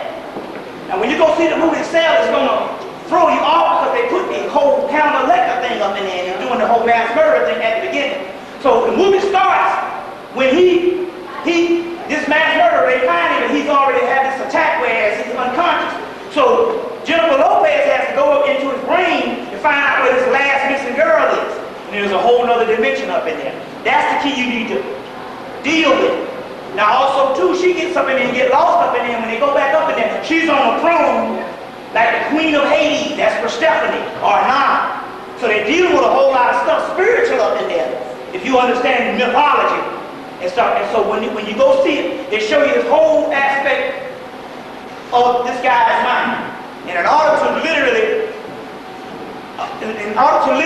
tap into the part that she wanted to do, she had to take him and put him in her mind to work with some things. So it's dealing with a lot of stuff in the actual movie. But don't get thrown off on the whole mass murder thing, because the key is when the movie starts, when they start going into his brain. Movie What Lies Beneath. It's a movie about this girl that gets killed, and she uses, well, there's a lot of movies about that, but she comes back and she's a ghost, but she's giving Michelle Pfeiffer all kind of keys to find her killer, which so happened to be Harrison Ford. And he don't never play no bad guys, but he played I'm like, it's about time. But anyway, one of the keys was they had to go to this small town and go to this tavern called the Sleeping Dog. And that's the dog stuff. There's also the sleeping Buddha, the sleeping dog. And it was purple looking and gold. There you go, that's that alchemical thing. The sleeping dog. When I look at this shit here and look, it's got my dog on house number 1766 on this shit. You know, it's just a coincidence and all, but it's called a sleeping dog. And there was a key at the sleeping dog. There was a key to the doggone movie. You see what I'm saying? Everything's everything. Go get the movie Wolfen. Rent the movie Wolfen, and when they go to they're gonna go to this Native American hangout spot, because they're trying to find out what this Wolfen thing is that's killing people. And the Native Americans dropped on them, talk about we were once one with these other primordial entities. And then man came along and started killing off stuff. And these primordial entities, they take the sick and they eat off the sick. And they say these people were around millions of years ago. So it goes, the Native Americans drop some real serious stuff in the movie. I just want you to check that movie out. Also, to go back and get the movie Hudson Hawk with Bruce Willis, because that's dealing with alchemy. And the whole, now you think it's dealing with money, but it's dealing with alchemy. Get the movie Dreamscape with Dennis Quaid. A lot of stuff based on what you can do in your dreams. You see, the movie High Plains Drifter. Clint Eastwood is an Osirian movie where they kill him and he comes back. And in actuality, Clint Eastwood is actually the ghost of the sheriff or the marshal that they killed. High Plains is an Osirian movie of Osirian revenge. Go get Outlaw Joseph Wales. A lot of shit they dropping up in Outlaw Joseph Wales. They dropping a lot of science. I guess you put it there also. You see, Outlaw Joseph Wales. Yeah, I didn't put it there. I'm going to say some stuff. Like I said before,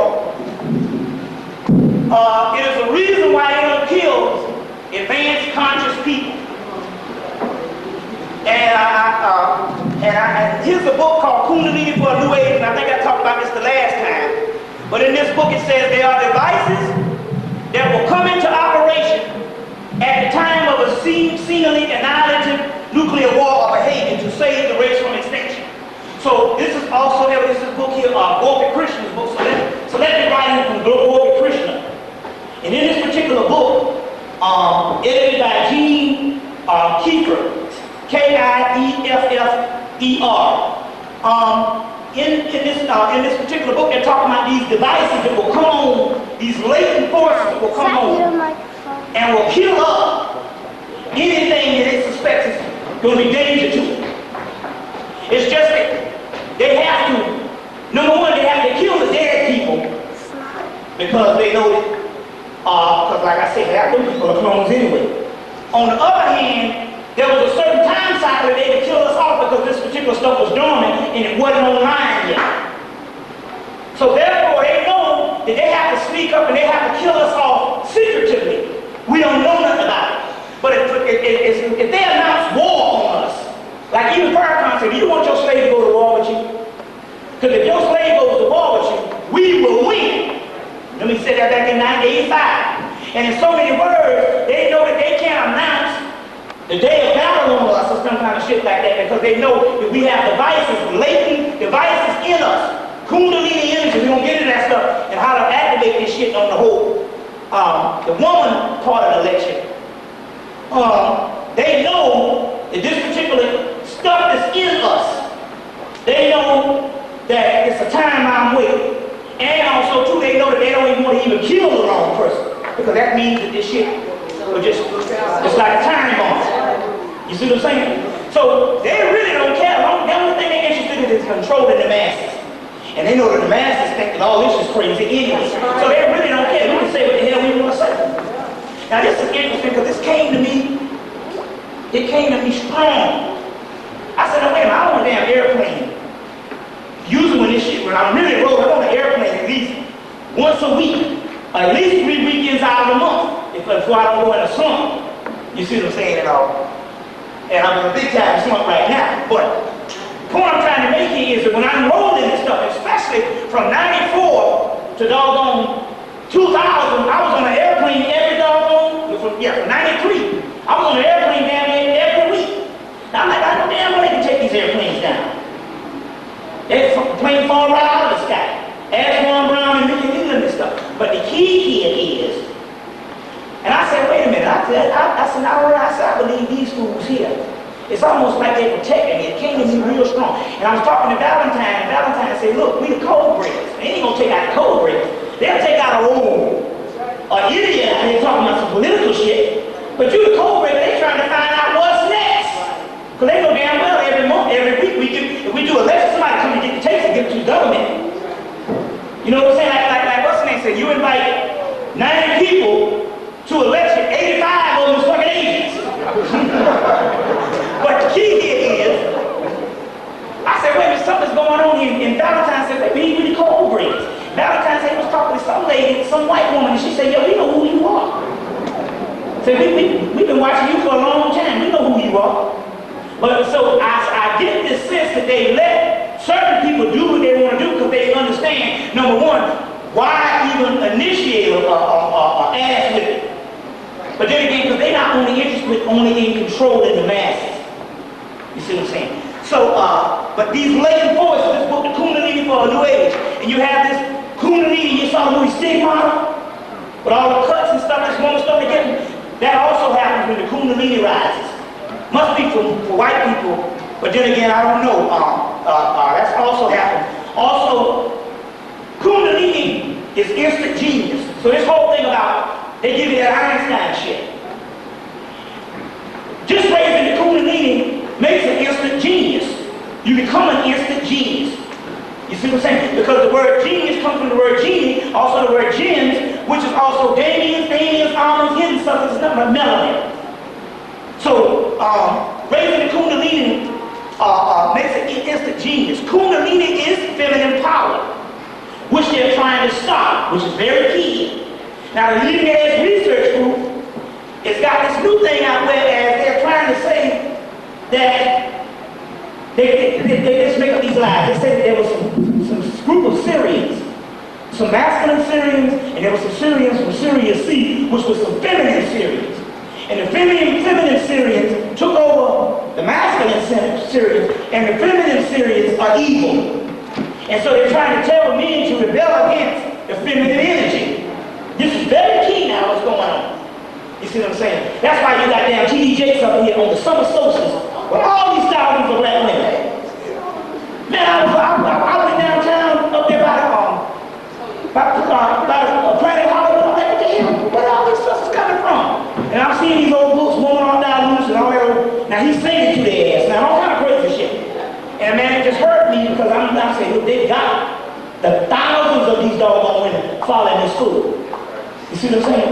So the whole key is to get the feminine energy. We told you about how they're doing this with the actual movies. So the whole leading edge research group is in this type thing, and they're saying that the feminine energy is evil. Very key, because they know they're trying to stop some stuff. And this is historical, what we're going to deal with this particular lecture. We're going to put it right down to the T on what needs to be done. So what needs to be done also too on this lecture. Also, because also there's 960 chakras in the body.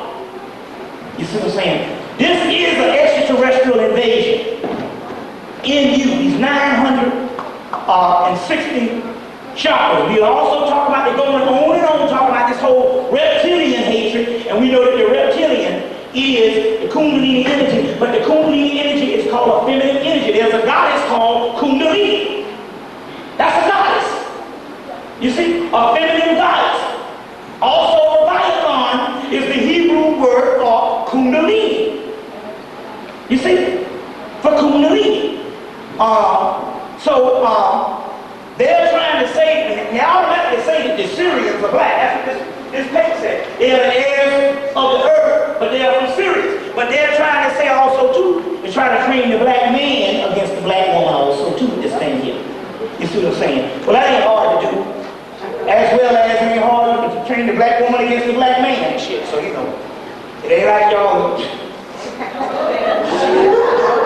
Ain't like y'all. But anyway. But the key here is the Alex McLean's book is set the premise for a lot of things, but this is important stuff. What's this book? For Real Power. For Real Power.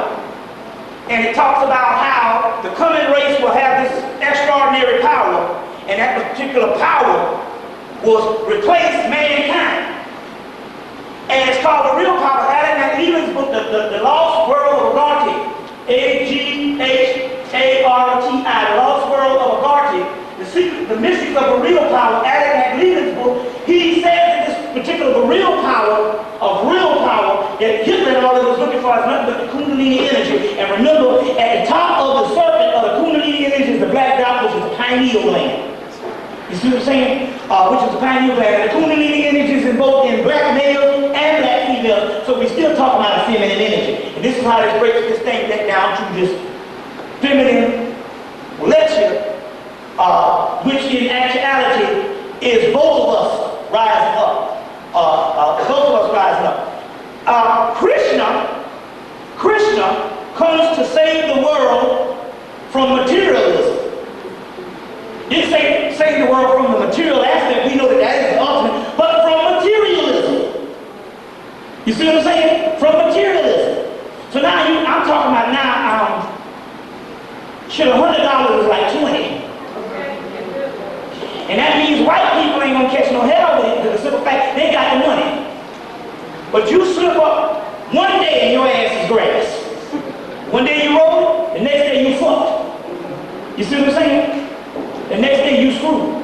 You see, so this whole thing based on globalization is all based on this European is saying that I am supreme in thought alone. All the people now they're saying, I said this the last lecture, that thought itself now is European. You see, thought itself is European. You see, so we're talking about this globalization. They're talking about if you go to the damn African bush or you go to Asia, it's still European mindset. You see what I'm saying? It's the same thing. This is another thing too. People say, I saw they had a Hispanic show on yesterday, and they're talking about the history of the Hispanic in Hollywood and stuff. And one woman said, I don't want to be known as a Hispanic actor. I want to be known as an actor. I said, man, that's the same old cliche shit they said about. I don't want to be known as a black actor. I want to be known as an actor.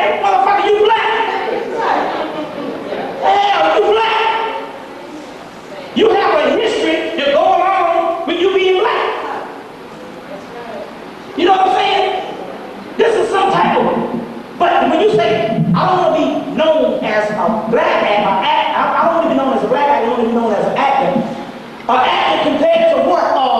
Who are you equating not being black to? But a white man. You know what I'm saying? So we just talk about it's like this work ethics thing. You know, I had this girl, man, I met this sister at Mr. V's. When Mr. V's out there, I met this beautiful sister. We kicked it a couple of weeks.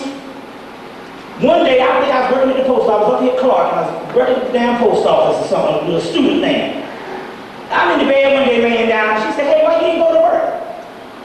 She said, well, you sick? I said, no, fuck it, I just didn't go. Where are your work ethics? Oh, so now a white man done made work ethical like worship or like religion. I got so mad I ain't never called a black ass back. Never called her ass back. But it's a cliche thing that they put on us based on this mind control. You see what I'm saying? Now here's a good one. The white man will come to you and say, I want you to put your life on the line. Out every day as a police officer, I want you to put your life on the line for this little bit of money. Okay? You don't even question that shit. You just do it. I come up and say, I want you to put your livelihood on the line. You see what I'm saying? I want you to put your livelihood on the line by quitting this shit. That's question. You see? Now you don't even question him saying putting your life, you can get another damn livelihood, you can't get another life. You see? We're talking about the mind control. You see what I'm saying? The mind control. Like that whole, if I would marry you, your child is illegitimate.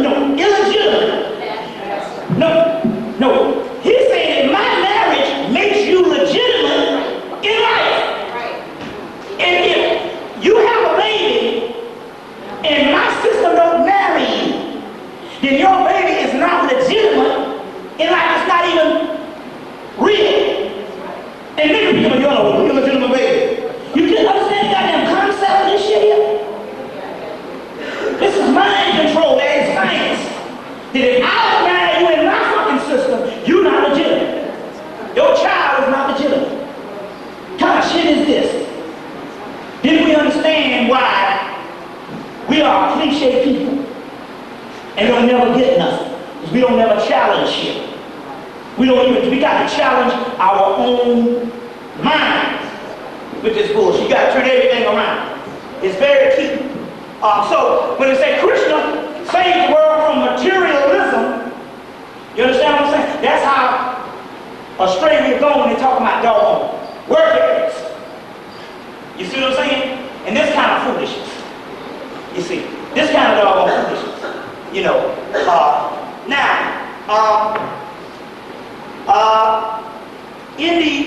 In the Krishna mythology, going into some stuff in the Krishna mythology, he has a magical flute that he mesmerized these women by.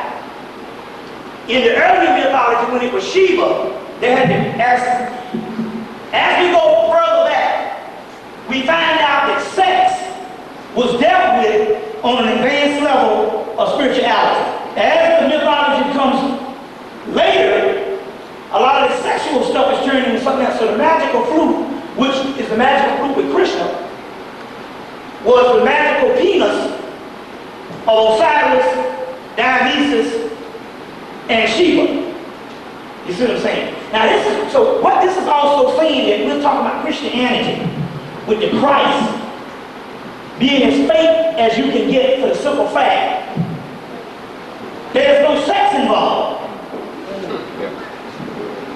But yet if you go back, and we have identified, see this is the funny thing about it is, we know that Jeremiah said, we know that the Afro-Central community identified Horus as the Christ, the Camite Christ.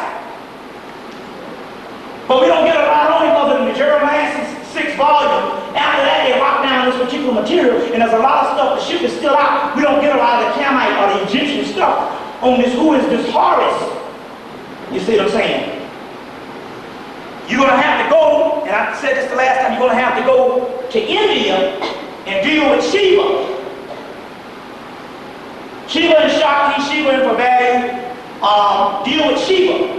Now in this, we find all of this sexual stuff put back, and it is the keystone, and it is the key to this whole shit. I'm getting ahead of ourselves. We're going to go into this in a few minutes. It is the key to this whole thing. How much time you got on that? You got some time. Go ahead. Okay, it is the key to this whole thing. So it used to be Shiva or Osiris' penis. Later on becomes Krishna's flute. But Krishna is not far removed from the ancient Vedic system also too. Now by the time you get to the Buddhist thing, that's a religion. That's a religion by the time you get to the Buddhist thing. That's separated from the Vedic mythology thousands of years. The Vedic mythology is ancient, Typhonian or pre-dynastic Egyptian mythology traveled up into the Indus Valley by the Untouchables, which was Typhonian Egyptians, which is pre-dynastic Camites, or what you call your Ethiopian, your Cushites. You see what I'm saying? So this is Egyptian mythology when you talk about Shiva, Indra, and all of these particular things also too. But as it goes on, a lot of the sexual aspect starts to get suppressed. So by the time it becomes to the Buddha thing or the Christian thing, there's hardly no sex involved. And sex is the key to the whole alchemical thing. We'll get into that particular part also too. But it's also talking about liberation of the black woman. So in so many words, what I'm trying to say is we got to turn this whole thing around. What you have been known as being a freak in patriarchal society, there is a reason why they call you a freak, because that's to shut down your powers, because you're supposed to be getting freaky. So I'm going ahead of myself. But we're going to document all this shit based on scholarship. I'm going to put it right in your goddamn face, so you can't run from it. Alright? So we're going to deal, but also we find the origins of this thing with Dionysus. Dionysus is a form of Osiris. Dionysus as the Christ. Dionysus is Osiris, Shiva. Dionysus, Osiris and Shiva is one and the same. Dionysus also rides an ass. Christ goes into Jerusalem riding an ass. Dionysus is also identified as Hades. So what this is also saying, this is proving that my whole dark side theory, well, the dark side theory is basically scholarship, that the whole dark side stuff was right, that Christ and Satan is one and the same. Because Dionysus is riding on an ass. Well, the ass is set tight. Jesus rides on an ass. Hades is supposed to be Satan, the God who rules the underworld. Hades is also double Osiris, the angel of death. We're going to have to deal with death. This is one of the keys. This is one of the keys. You'll have to deal with death, and this is one of the books. It's called Our Name is Melancholy by Leila, L-E-I-L-A-H, Wendell. Leila Wendell. It's called The Complete Books of Azrael. My Name is Melancholy, The Complete Books of Azrael. And it's a whole communication with the angel of death. But death becomes a lover in here. And in so many words, the book is put together to deal with what you call death is actually life, and this is actually death. Remember I told you that our Lord too said that the Egyptians said that what we call death was in actuality human life. He said human beings are the dead in ancient mythology. So we are dead, and in so many words, we are dreaming, trying to wake up. So this book, My Name is Melancholy by Leila Wendell, The Complete Books of Azrael, coming from New Orleans. Soft cover $17.95, hardcover $24.95. You know, and it deals with all of that type of stuff. It deals with all of that in this particular book, and there's also a ritual book in this, which I also understood when I got the ritual book. It said it was good to do these rituals in a haunted house. Because a haunted house is a gateway. When you see the movie Sleepy Hollow, they say that tree is a gateway to a universe. Well, that's what my damn house is. It's a gateway to a damn universe. Because it was haunted. And it's interesting because my brother got a little boy up and he saw the guy up in my book room looking at my books. And the guy just walked out the front door. He said, he's going now. So every time my brother comes over, he can see the ghost. Ginger used to see him a lot. And the little boy can see him. You see what I'm saying? Little boy can see him. I'm not, well, I guess I say compensate with me because I'm staying up in the club. You know what I'm saying? But the key here is every now and then I can see him out the corner of my eye. Oh yeah, that's one. You know, like that. Or I can catch a breeze or whatever, that type of thing. But that's a good thing to do rituals, and that's a good place for spirit realms, for the spirit realm to come. Is any kind of place that is occupied by a lot of spirits also too, by a lot of spirits. So Hades, the god of death. Go and get the movie Clash of the Titans. Because Dionysus in there is Calibus. And Calibus got nappy hair up in there. When you see the movie, you'll see Calibus up in there. But now the movie Calibus and Perseus is one and the same. Perseus is the hero, and he overthrows Calibus. But although Calibus is black, he represents the underworld, he represents the inner melanin of Perseus. So y'all may see two heroes or two people. You'll see that in the movie Crawl. You'll see this queen, and then you'll see this fire woman, and it represents two aspects of the same person. The great mother and the young maid. Also in the movie Call the Conqueror, you had the evil goddess battling a younger maid. These also represent two aspects of the same person. You see what I'm saying? In esoteric science also too. Dionysus is also Dracula. So that whole Dracula story is coming from the Dionysus story. It's in this book here, Dionysus, by Walter F. Otto, page 49. And they talk about something about drinking the blood or whatever type thing. And in so many words, it's not necessarily talking about the same type of drinking the blood as Dracula, as it is talking about some type of minstrel rites or some type of thing that they used to do. At that particular time. Also, Dionysus is also the god of wine. So in so many words, the Christian name, if we trace it, because they were close to Greece, a lot of the Christian stuff that Jesus was turned into from Dionysus. Dionysus as a divine lover, Shiva as a divine lover. Shiva Osiris is also their penis. Is also called the universe. Now we're getting somewhere. We remember that when we go into this tantric thing, because we're going to drive it home on how this shit works. That's what you need to understand, is how this stuff works. When we go into the tantric thing, on how this thing works. The linga means sign, distinctive given through the possible recognizing the nature of someone called linga. The linga is the universe. From the signless comes the sign of the universe. And the yoni is the nature, is universal energy. Very key. The linga is the penis. The yoni is the vagina. Both of them are two aspects of the universe. Remember that when we go into the whole sexual thing. The whole sexual thing. On the Crawley's Tarot, the Book of Souls, they have the universe. The universe card. Here's a woman, but in here you see this eye. That eye that you see is the vagina, which is the yoni, which is a part of the universe. You see what I'm saying? This is what this also means. But there's also literally an eye up in there. So this is very key when we go in this particular aspect of this particular sex tantric thing. I just want to get through some things right quick. Some things right quick before we go into that particular aspect. Bear with me 1 minute. Let's see here. See if I put this in here. This book here, which is a must-have, it's a book called Gnosis by Kurt Rudolph. It's a book called Gnosis by Kurt Rudolph, which is talking about the Gnostic religion. But I wanted to let's see if I get it right. I lost the page and all, but it's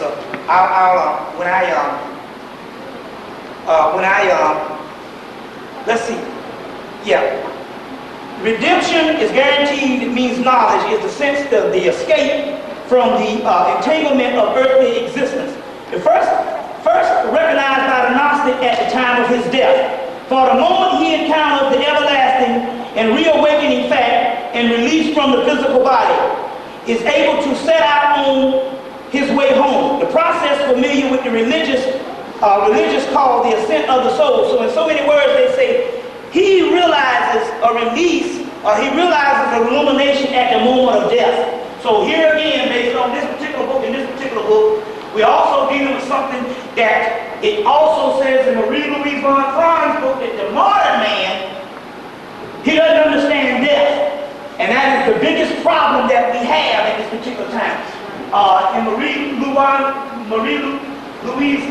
von Frank's book called On Death and Dreams, there's another book, Dion Fortune's book called Through the Gates of Death that they just released. She died in the 1920s. Dion Fortune's book also too. But just remember, when we go into this particular part here, the yoni is also the universe, which is the vagina, is the universe, is the opposite pole, but you also have what is the linga, which is also the universe. This is very key when we go into the particular aspect of this whole feminine energy. Dionysus also is a god that sets over the realm of madness. So Dionysus, Siva, Osiris, these are all the same people. They set over the realm of madness. Now what is this madness? This madness occurs when the spiritual realm meets with the physical realm. And you have this tug of war because the physical realm is alien to the spiritual realm and is not conducive to the spiritual realm. So you have this madness. You have this particular madness also. And so Dionysus is also the god of madness. Shiva is also the god of madness, but also the god of sleep. Now this is very key. Because something happened to me last night. It was a breakthrough. Yesterday, about 6 o'clock, I came down with I was mad as shit. I don't know what it was. I was cussing out the gods. I was cussing out black people. I was cussing out white people. And I don't know what happened. But what happened is I had this large amount of Kundalini energy that was shooting up that morning. By 6 o'clock that day, I think it must have got to the head real good. It must have settled up in there. And all I know is I was mad. And so, last night I didn't go, I was so mad until I didn't get to sleep. So I said, well, hell, let me take some valerian root or something like this so I can go to sleep. And I took the valerian root, and when I went to, and I still didn't go to sleep. But what happened is, it started making the melanin in my body started to flow, and I felt tired, and I felt sedated, but I couldn't go to sleep. And I think it was for a reason. Because melanin is sleep. Shiva is the god of sleep. Morpheus in the movie Matrix was the god of sleep in the Greek mythology. Sleep is melanin. That's why they can take the melanin out of you and put it in a white person falls asleep. You see? But I didn't go to sleep. And I'm sitting in the bed, and the next thing I know, I'm literally down in my body, looking at my eyes. So the body, I was like, I wasn't identifying with the body. I was in the body, looking out of my eyes. And I said, look at that shit there. And I swear. So what happened is, apparently my body went to sleep, but I was still awake. And normally if I go to sleep, I would miss it, but for some reason I couldn't get to sleep. And it must be because of the Kundalini energy or something. It had me wide awake. And the next thing I know, I was down in my body, looking out of my eyes. Now I can literally see this dark chamber that I was in. You see?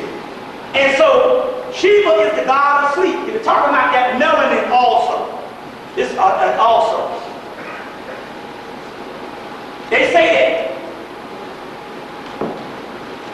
what they say, let's say this, awakened state is the present.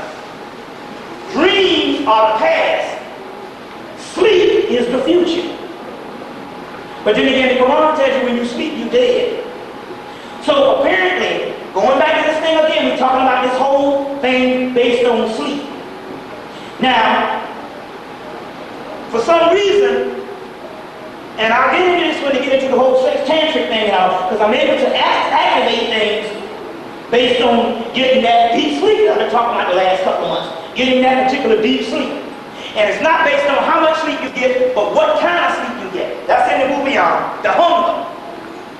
Catherine Deneuve and David Bowie. The black man says it's not what kind of sleep, how much sleep is what kind of sleep you get. Mainly a deep sleep, which is healing properties. And we already talked about that before. They can shut down the melanin people because it's called Korea. You see what I'm saying? It's called Korea. So therefore, but we're not talking about how much sleep you get. We're not talking about sleep deprivation in the aspect of how much. We're talking about sleep deprivation. You're deprived of the deep sleep. And the deep sleep is the Kundalini energy. Because immediately when I took the valerian, no, I didn't take no valerian. I took some fucking chemicals. I took some unison. This shit worked like a motherfucker. I don't give a damn. Call me a fool. But hell, I'm working. I'm a magician. I'm working on how to damn move stuff. And anyway, that's what I took this unison, and I'm telling you, first of all, I took it like a dream like hell, but last night I didn't fall asleep. But my Kundalini was rising. And the next thing I know, the Kundalini started rising, and then my arms started burning. So obviously the force that was in the Kundalini energy came all over my body, and as a result, I can look out of my body into my eyes. You see what I'm saying? I can look out of my body into my eyes. You see, so we're dealing with aspects of still breaking through these ancient mysteries that's going to free our ass.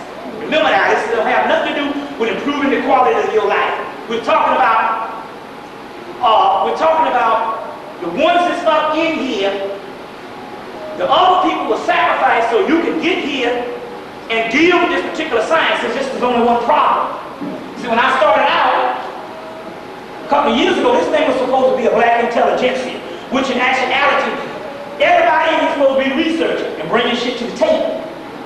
You see what I'm saying? Bringing shit to the table. But then all of a sudden, they kind of broke up some stuff 4, 5, 6 years ago, and they start sending all kind of people up in here. You start following these niggas. All these goddamn groups. Even the white boy even said in little 5 points. He said, man, these groups are bad. And in the book, they're little Gnosticism. In that particular book, they say, if we trace this shit, the what people say more than they evil, it would be subversive and groups, organized groups. They might have goals and the intentions might be good at first, in the intent, but a group of damn people as neurotic and as crazy as we are, this shit gonna turn into this pure evil in the aspect of what you talking about, some messed up stuff. So we're talking about researchers because we, as they say, the ones are the heirs to the earth. That's talking about your asses up in here and the few other black people up the East Coast. You see what I'm saying? Nobody else. The ones that was privy to this information that all the old folks talk about would come into it. Well, we got a small group of people that did this stuff, but we can't say. It's a small group of people, but we can't say this is all the hell we need. So we're talking about concepts of freeing ourselves, and that's what we're going to get into today, because we're going into some deeper aspects, because there ain't no more applied science than rocking them goddamn sheets. You see what I'm saying? Now you know this is a power. When you can be a person with one personality and get in the middle of some goddamn sex, and a whole other personality come out. That's spiritual.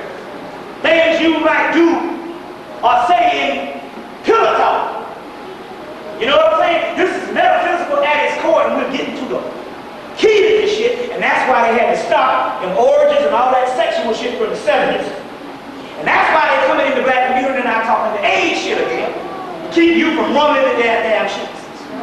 And the black woman is one of the keys to this shit. And the brother has got to turn into a Superman on this one. We'll get into this thing here in a few minutes. We'll get into this thing in a few minutes. What time you got? We got 5:17. 5:17? Yeah. Okay, let's roll. So we got Yeah, keep going. we got like 2.5 hours. About 2.5 About hours. 2.5 hours. Let's keep going then. Okay, we right on schedule then. Let's go into this stuff then. So, Dionysus is the god of intoxication. The god of intoxication. Now, I started reading this damn Myers.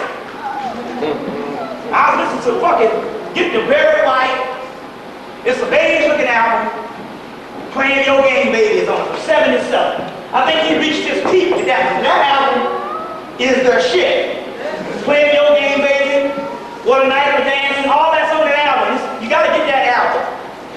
I think he reached his peak there. It was down here. Everybody reached their peak. Because the same year, Urban and Fire with All in All was their peak. Get that Very White. It's a beige album. Got a picture of a little locket on it, a little cameo. It's beige. I got Playing Your Game Baby on 77. I was listening to that shit, and like I said, I was drinking them little coolers all day, all summer. Then that shit stopped working. I said, wait a minute, now hold on now. I said, wait a minute, I've been libating these people with this Myers. Let me go ahead and get this damn Myers. And I took that Myers, and the next thing I know, I literally was going through another dimension with that damn music and shit. I was seeing stars, and I was in the damn zone. I was in the zone. So I'm just saying, we drunks anyway, you might as well make something metaphysical out of this shit. Or whatever the deal is and all. So I don't even hear the stuff about you wrong, you telling people to drink and all this kind of stuff. Hey, this stuff is about shit that you don't hear. You understand what I'm saying? Because obviously all the righteousness and all the other bullshit, your parents ain't raising up a damn bit. But I'm telling you, last night I saw myself looking out of my goddamn eyes. So obviously, we don't push the envelope enough to get to a high dimension, and that's what we gotta be doing. This is our ongoing research. You see what I'm saying? And if you wake up tomorrow and your shit the same, you got work to do. So we keep the work going, because it's fucked up out here. You see what I'm saying? It's screwed up out here. You know, so don't look at this thing as being crazy. It is the craziness that is the profound. You got to get out of the conventional way of thinking. Everything has to be turned around, reversed. That is the spiritual aspect. And even when they talk about Christ, they say, well, he's going to represent shit that most humans don't do. Well, hell. You know what I'm saying? Then, well, we used to look at the damn white man. The white man do that shit to us. We be thinking, oh, he can't do that. The white man do that shit. And you be fucked up for 20 years because he did that shit. Because he realized some stuff. It's like an art. You know that lion is a seven liberal arts in Africa? So that white man said history is a lie agreed upon. Well, Christianity is one of the greatest hopes in world history. That's right. But yet you can't tell a nigga out there that Jesus ain't real. You see what I'm saying? But you can do the same shit with Mickey Mouse if you swing with Mickey Mouse. Walking on water, turn down water in the wine. With the same big ass is. They have motherfuckers in the choir with their Mickey Mouse shit. Doing that shit there.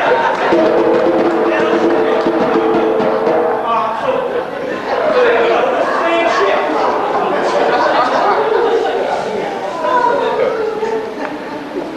There's one book that just literally knocks Christianity out of the box. That's this book here. Who is this King of Glory? Alvin Lloyd Q. Yeah.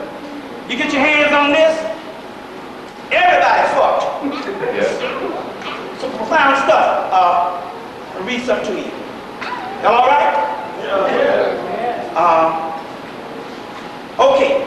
The first onset to rush the perception that springs from the basic statements bringing from virtually significant realization that the coming of Christos to humanity would be a process covering the whole lifespan of humanity. It would be the coming of such a gradual movement that the world far better describes as a growth carried forward over the entire history of man. So the real fact, you got some motherfucker that comes back and say, I'm the Christ 2,000 years ago, which was a lie. That wouldn't be the Christ, because human life has not completed its scale. They showed you the shit in the movie X-Men. They say it was every now and then there's a mutation. But this process is gradual. So it has to take the entire span of life. It can't go 2,000 years ago. You understand what I'm saying? Somebody come and get his ass killed. That's not the Christ. You see what I'm saying? It has to take the entire span of history. You see what I'm saying? It would be coming only in the sense which, as a child, would become a man. That means a child can't become no man at damn 9. No pubic hair. You know what I'm saying? That ain't no man. Looking like Webster. Gary Coleman. You know, this is seen to be no possible place in the conception of for a coming in the sense of an arrival of an objective manifestation given at a moment of a year or something. Since the coming is always forward and ever taking place in a cycle over and from the beginning period of creation to the end of the damn eon. Alvin Lloyd, who is this King of Glory? And he knows and says that the King of Glory is the star system Sirius also too. Who is this King of Glory? Is the star system Sirius. This is the book that puts it on their ass. This is Alvin Lloyd, a critical study in Christos Messiah tradition. This puts them right on their ass. That's why it's in this Kessinger publication. You see what I'm saying? Yeah, you can order from Kessinger on the internet. Well, it's interesting because Sister Delbert can get a hold of this in Arkansas. So you call that number on the thing and she can get this. And also too.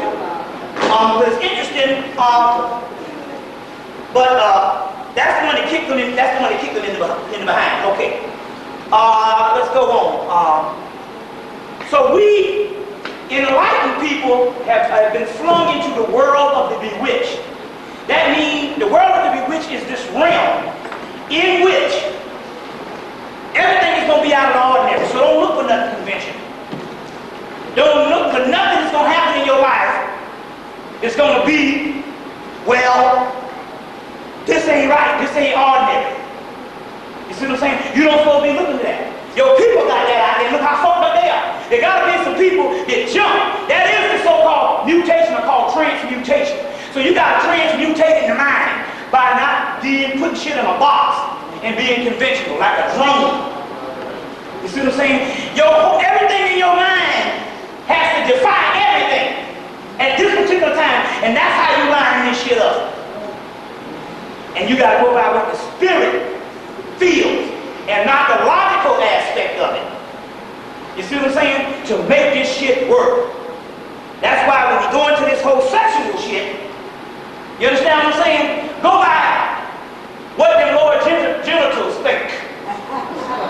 And not this shit up here, because this shit up here can be programmed. Yeah, so it's all way back. So you're thinking with your dick. Think with your dick. You see what I'm saying? Are the lower genitals. Why? Because it's just like this thing here. You know, it's that lust thing. Now look, the metaphysical act is something that happens in a split second. You know, in the Kung Fu movies, you know, the guy get his ass beat the whole movie because they say it's got to be without thought. That's right. It's got to be first place, second nature, or whatever. You can't think about it. It just is. Now, you see somebody walking down the damn street, and that person might turn you on, and you be like, God damn. Now that's the first thing before the brain takes over and tell you that shit is wrong. That's a metaphysical act. So lust is good. That's why lust is a tarot card in the Crawley's book. That's why Amos told him to put it in there. We're talking about energy. You see what I'm saying? So the first thing that comes to mind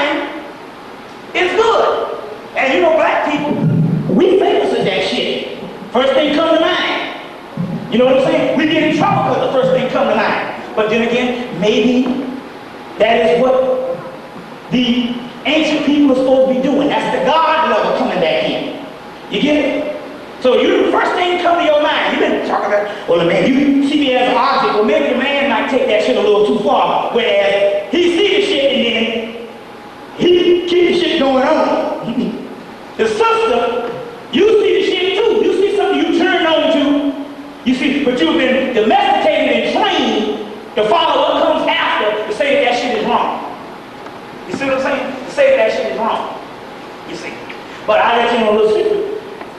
A lot of guys are turned on by the aggressiveness. You see what I'm saying? On that particular aspect. But that's a whole other lecture. But you know, this is interesting here. And that's what I'm saying. We got to break out of these shit that the patriarchal society say that you're wrong about. Do you know that one of my greatest romantic relationships was a woman that gave me some on the first damn night? See what I'm saying? So this whole thing based on, you know, I don't give out shit. Hell, shit, I believe because he gave it to me on the first night. It's why the shit lasted so long. You see what I'm saying? You see, one of these sisters or whatever, but the point I'm trying to make here is, this whole concept of being a freak and all this kind of shit here is based on the whole patriarchal aspect, but we don't even dare say that about the brothers. Yeah. You see what I'm saying? We don't dare say that about the brothers. You see what I'm saying? And I say that because of the simple fact that, like I said, yeah, tell her that your host will come through, yeah. I say that because I got a friend, like I said, I got a friend. As a matter of fact, we have a place called the Honeycomb Hideout. And we got the good reputation with the women because I had a male hoe moved in with us. This brother have a different girl every night. We had a house across the street from the college.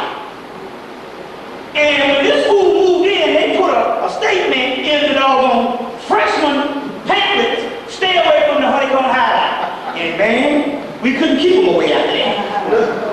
You see what I'm saying? The point I'm trying to make here is, he was revealed. And he was a male hoe. I mean, literally. You see what I'm saying? He was revealed. You see. So we're talking that whole double standard thing also too.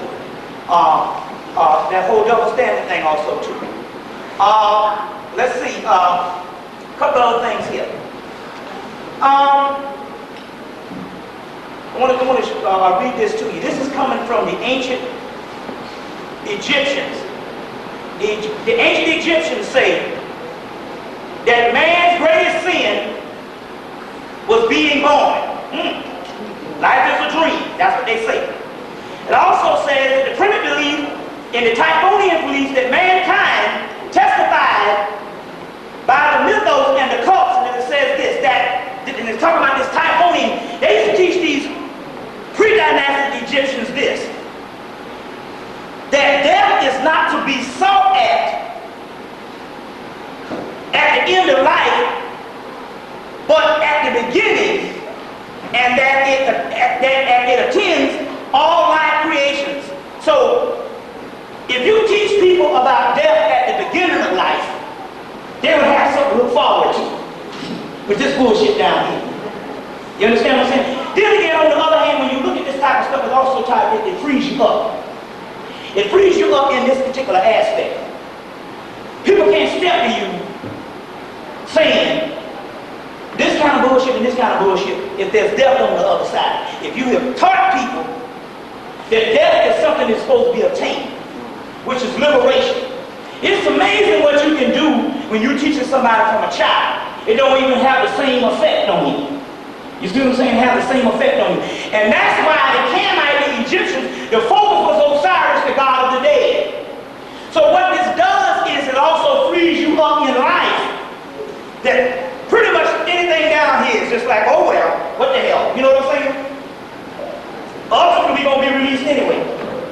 You know what I'm saying? Kind of a little different than the whole Christian thing. There's a book called The Sovereignty, I think it's called The Sovereignty of Avalon or something. But anyway, we taking this stuff on into what we're going to get into in a few minutes. And that is the sovereignty of America in the West, the physical plane through the goddess, ain't nothingness. And what this is talking about is that this sovereign that we are looking for is going to come through the black woman. But it's going to come through the whole sexual aspect that we're going to get into in a few minutes. I just want to see can we, well, I guess we're going to go into this particular part right now. What time is it? 5:30. 5:30. What we got to be out here? About 7:30. About 7:30. Okay, let me see a few other things before we go into this particular science. Before we go into this particular science. A certain thing happened to me the other week. I talked about this the last time I was here about this particular book, Girls' Voodoo Wars, by Steve Jackson Gaines. This is what they teach the children. This is what they teach the children in the comic book stores. You see what I'm saying? They teach them in the comic book stores, and they go and they get this particular stuff. They got Girls Illuminati, Girls Atlantis, Girls Africa. They got all these particular things, and they teach them this particular information in these particular. They teach them this particular information in the comic book stores. The comic book stores. But in this particular book, it's about these young people using the voodoo to fight against the Illuminati. But it's interesting because the Illuminati, suppose that's how they trick you. It's supposed to be using the whole Apollo Manomi thing. Now, the Apollo Manomi is the dark side of Santeria. Spirits, rituals, and spells. This is just a little introduction, which is interesting. How you can't get hardly no books on this thing. Few little pamphlets and stuff. This one is by Carlos Montenegro. Carlos Montenegro. Galdenio Montenegro. Carlos Galdenio Montenegro. Montengro. And it's called Apollo Manomi. The dark side of Santeria. Now remember in the movie Believers? In the movie Believers with Mark Sheen, and they had that black person supposed to be a Messiah, supposed to be coming, and had his wife give up their children to him, and they were thinking it was always Santeria. The guy said, "Man, this ain't Santeria or Yoruba. This is the dark side, Apollo." Okay. So that's what this is basically dealing with. In this particular book, they're trying to train the people against this. They're trying to train the people against this, so they say that the Illuminati is using this. Whenever they do that, that means that they don't want you to use it. You see what I'm saying? Now, it's interesting because this is something that the entire Yoruba world got rid of, the dark side. So now it's like any other system. You have a movie projector, and you'll have a light that projects out. The dark side will actually be your film behind the lens. So you have the sphere of the Kabbalah, but you also have behind the tree of the sphere, and we showed many Kabbalahs before, behind the tree of life, we showed many spheres of the Kabbalah. You always see the 10 Sephra, which was brought up into Spain by the Moors. Brought up into Spain by the Moors. That's how the Europeans get it. But behind the tree of life, I'm going to just get a picture of the Kabbalah. I'm quite sure by now everybody here is familiar with the tree of life. There is a dark side of the tree of life called the Kalipos, or the husk, or the Kalipos, or the tunnels of Set. So one is 10 imminent illuminations. You get these light spheres. But it is the dark side that is actually putting forth the light. Now, what the Yoruba and most of the systems that we have now that people are practicing, the dark side has been eliminated.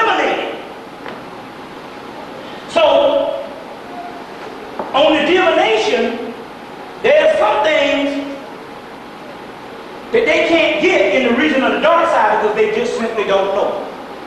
You see what I'm saying? So you have your light spirits, and then you have your dark spirits, which is the most potent and the powerful, because they are the most primordial, the deepest regions of the subconscious mind.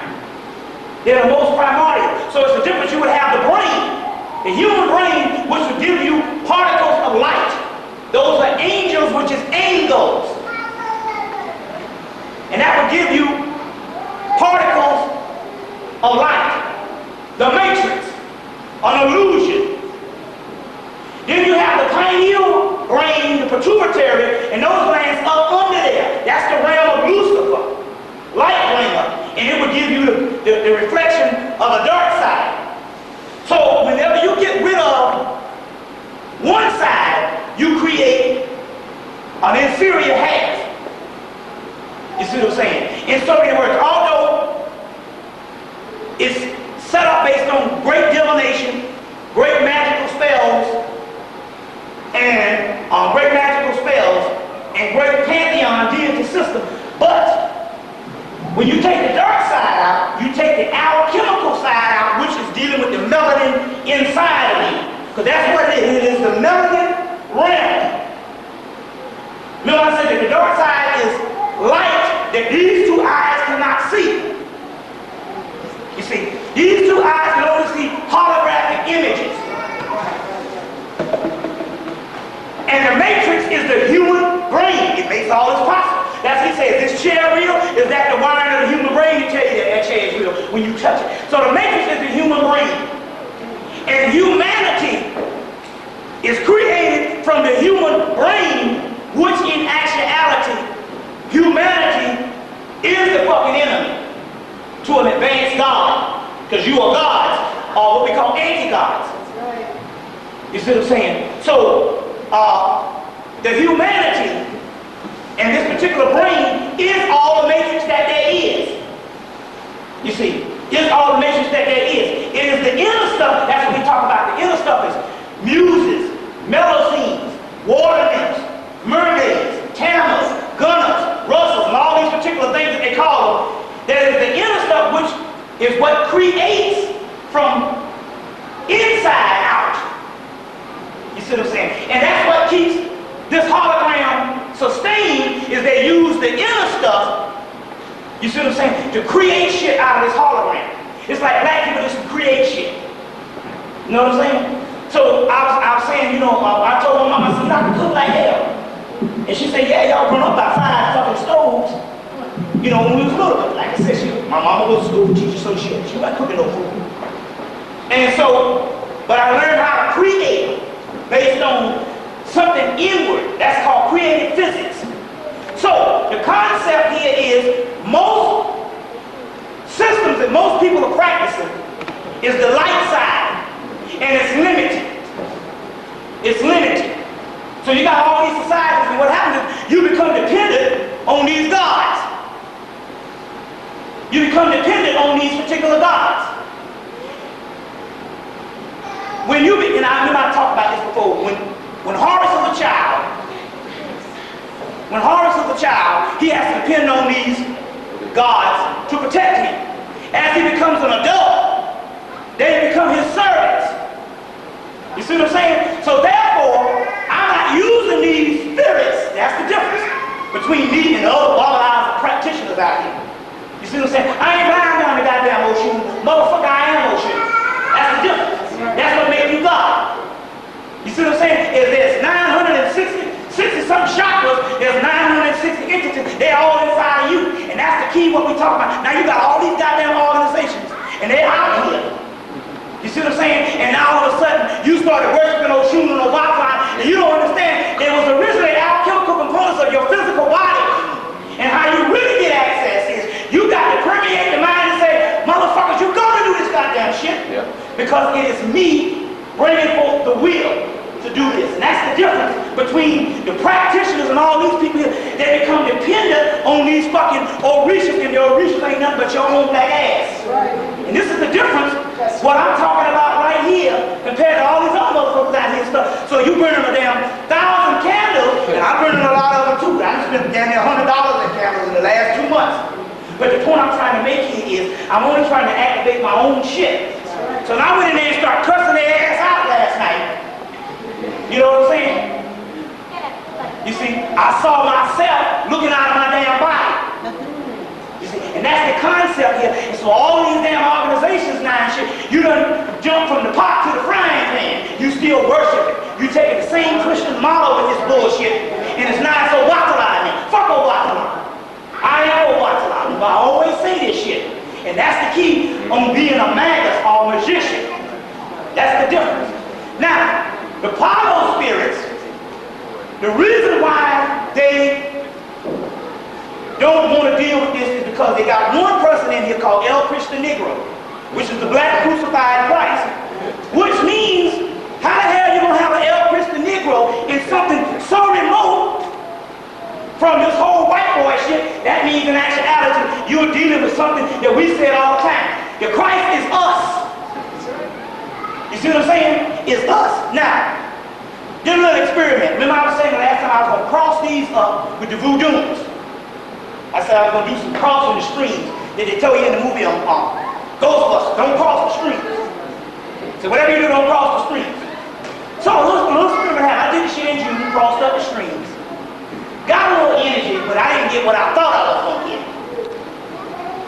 So, wait, I kept the shit up all of August.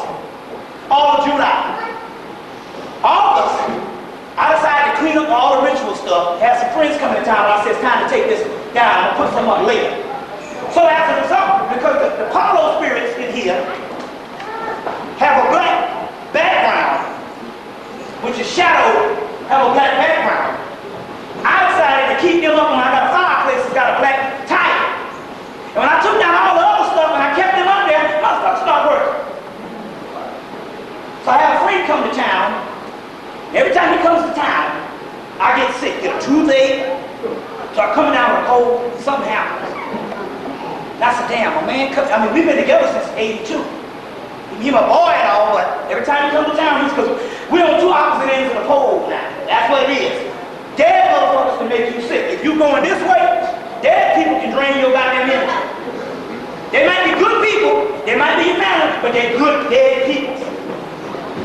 So, he coming in, so I said, damn, man, this thing here, I said, man, I don't know if I want to deal with him in the middle of damn August. He came to town, and this has been my boy since '82. And when he comes, he knows he's supposed to come straight to the crib, and we kick it over some brews and the whole 9 yards. He could not stay in that house. He came one night, and he got up at 5 o'clock in the morning and left. And then he was staying, we got another friend out here staying in the Vinings somewhere. He had to stay with her, he could not come in that house. And I was all upset. I was like, man, my boy he told me, I'm going to come back to see you before I go. And he called me from Augusta. I'm like, wait a minute. Boy, just playing me like that. So the spirits came and said, y'all, you wanted that, you didn't want to get sick. I said, who the hell is talking? I said, oh shit. So y'all some black motherfuckers, you didn't want to share the space with them. I had the Apollo, I had the Voodoo, I had the Yoruba, I had the Macumba. I said, oh, y'all black motherfuckers didn't want to share the space with nobody. Oh, so y'all just hung around and say y'all gonna just start working in August. You see what I'm saying? Start working in damn August. But the shit started working. Literally started working. And so let me go into some other stuff. Let me go into some stuff right quick to get this thing rolling. You want to just keep on going? You want to take a break, or what you want to do? Yeah, what you want to do? Yeah. Anybody want a break? I don't know.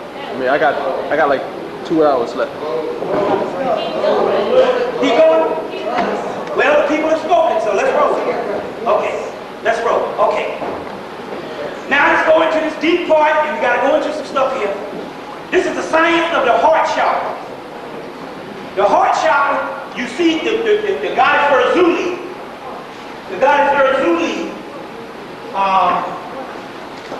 The goddess Urzuli. You see her baby. It has the heart. That is the heart chakra. This particular chakra, it opens up. And they say it's very rare when this thing opens up. Okay, we all come down here, the conscious, with an open heart chakra. Otherwise, you wouldn't be be able to, you wouldn't be conscious. Let me talk about that before, because your consciousness would be in your lower root chakra. And higher knowledge would just bounce off. You got to have a heart. That's what the whole thing, your heart is in it. But also, the heart chakra, let me see if I got this book. The heart chakra is also,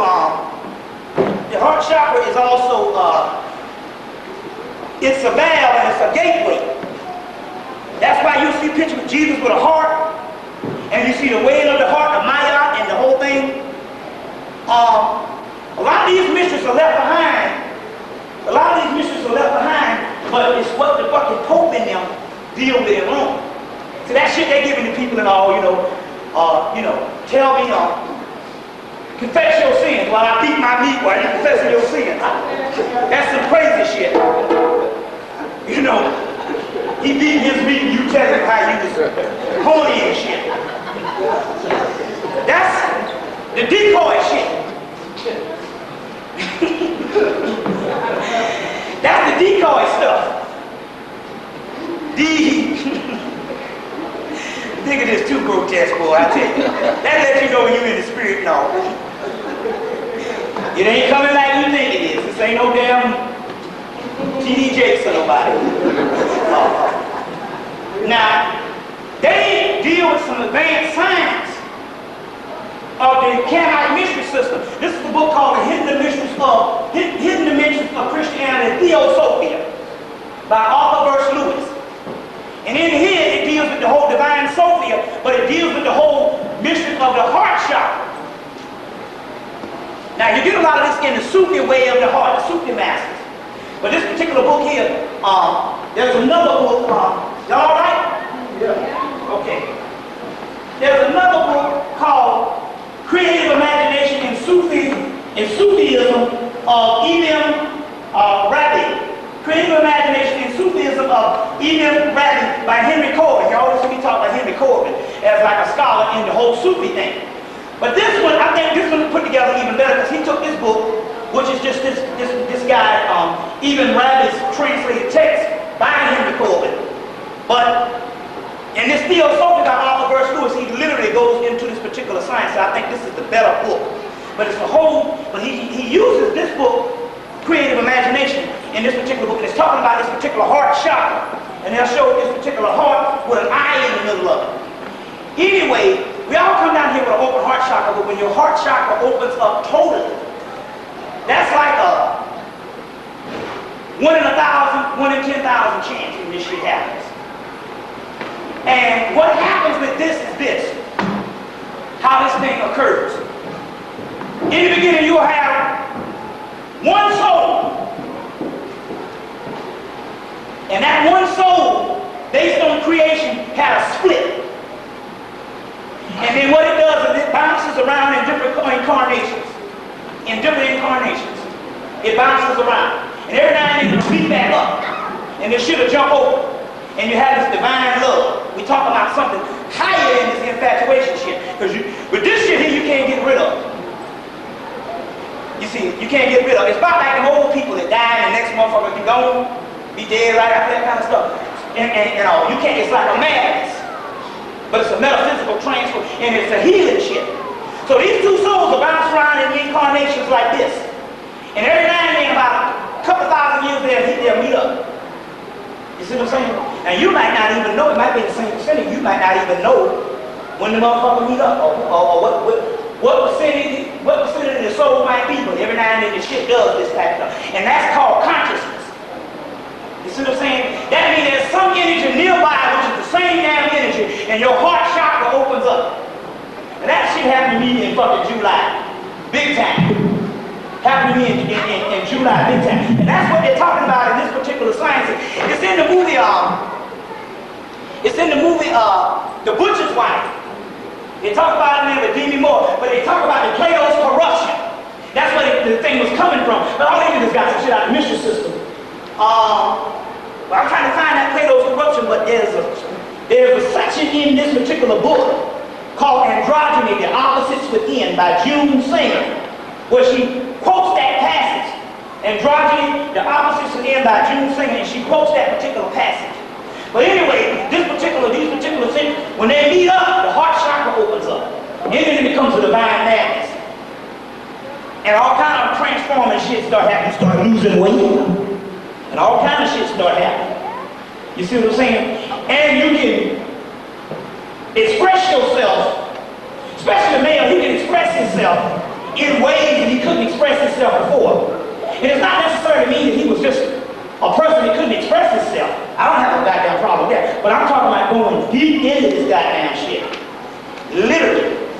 You see what I'm saying? So this is some things this is some stuff that actually happens and stuff in the way of the heart. Now, it's interesting here because the study of white people done by white people in 1997, 1998 revealed that a large number of them, literally the bulk of them, have a defective heart chakra. That's the same damn shit that Bobby E. Wright was saying about them being psychopathic, racist white people. So all black people's heart chakra is open to a certain degree. Some greater than others. The conscious people is greater than the others. But we feel they have a defective heart chakra because one reason, they're not created from souls. A soul is something that was primordial in the beginning. They have energy, they have spirits, but they don't have souls. So therefore the heart chakra cannot be functional because the heart chakra is the seat of the soul. As a matter of fact, the soul escapes through the heart chakra when it ascends. You see what I'm saying? Thin line between love and death. Whole Romeo Juliet shit. The key here is they say they have defective heart chakra because the heart chakra has something to do with the soul. And they were not created because the soul comes from the original creation. They weren't around when the original shit went down. You can't, a soul can never be created or destroyed. It can be transferred or transformed. But the point here is the only people who have souls are primordial people before creation. So when they have defective heart chakra because they don't have the fucking soul. And so that's what Bobby E. Wright was saying about them being psychopathic racist white people. Which means they can cut their baby head off if they can find a justification, they can live with it. All they gotta do is go into their subconscious mind and put something there as a lie agreed upon, and they can go about their business. You see what I'm saying? So they kill them 1,000, you say they was monkeys anyway now. You see? Yeah. They don't have no problem with that. That's because of the heart chakra. You see what I'm saying? Now, so now dealing with the complete open thing, we're talking about no difference when we're talking about the difference of this metaphysical love. We're talking about the same as a consciousness. You see what I'm saying? It's talking about the same as a consciousness. It's what this particular thing is also talking about. So the heart chakra is the gateway to the universe in the Hermetic tradition. The heart of Osiris, the heart of Maya, to get all that stuff in the way of the heart, all that's talking about the same thing. It's the picture of Jesus with the heart chakra. Also, with the heart chakra. In this particular book, The Creative Imagination, this person falls in love with a physical human being, and he has bouts of madness, and he's looking at this beautiful maiden, but it's something that's even greater than a beautiful maiden. It is the great goddess that is above, that is actually what he's in love with. So there's something even beyond the physical aspect of it, and that is the great God and goddess coming together. That's called an alchemical marriage also. Lancelot does the same thing. He falls in love with the wife of King Arthur, and he becomes the greatest knight. Now he becomes the greatest knight for one reason. This is one reason why he becomes the greatest knight. Number one, he's so in love with her till he goes into trance. When he goes into trance, he kicks ass. Because it's like that Kung Fu thing. He's on a whole other metaphysical realm, so therefore nobody can eat. Same concept in the whole realm is brought by the Moors. But what is the concept concept of the whole thing of why is this thing so powerful. The reason why it's so powerful is because he falls in love with King Arthur's wife. Same thing with Krishna and Radha. There's the whole thing in Christian mythology with Radha, which is he falls in love with Radha. He falls in love with Radha. Radha is married. He falls in love with Radha. Lancelot falls in love with King Arthur's wife. Now what happens is this. Why is this? They're trying to show you a metaphysical reason. They say, why is it that Radha is one of the most celebrated deities? One of the most celebrated deities. You can find this in the book Hindu Goddess by David R. Kingsley. Y'all all right? Yeah. And this book is The Sword and the Flute by also David R. Kingsley. Sword and the Flute, Krishna and Kali, Kali and Krishna, and the Hindu Goddess by David R. Kingsley. Now, why is it something is higher than just a conventional way? Number one, the reason why Lancelot is going into trance is because he doesn't have one the conventional way. She belongs to another. That's what it says in here about the goddess who belongs to another, which is Radha. Same thing with the Krishna thing. You can see the Krishna thing, which is older. You'll see that this Lancelot thing is the same goddamn story retold. Same mythology. They say that this is set up for what is called medieval mythology, which was brought up by Moors. Now, going with this stuff, the reason why the damn love is so powerful is because they ain't together all the time. You know, the light that burns the brightest. And because they have bouts of separation, and they're not in all the time, the shit is more powerful when they do come together. You see, the shit is more powerful. It's just like anything else and stuff. You have something that you crave, and you eat so much of it and shit, you start hating the shit. You see what I'm saying? You start hating. So we got something that burns out based on the conventional level. But because she belongs to another, when they come together, it's more powerful. So they said, why would they celebrate this? Now, first of all, they talk about God. They're talking about something on another level than the mortal realm. And that's what we are, gods.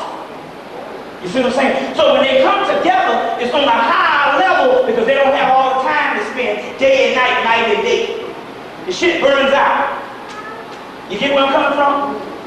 You see what I'm saying? It burns out. You see.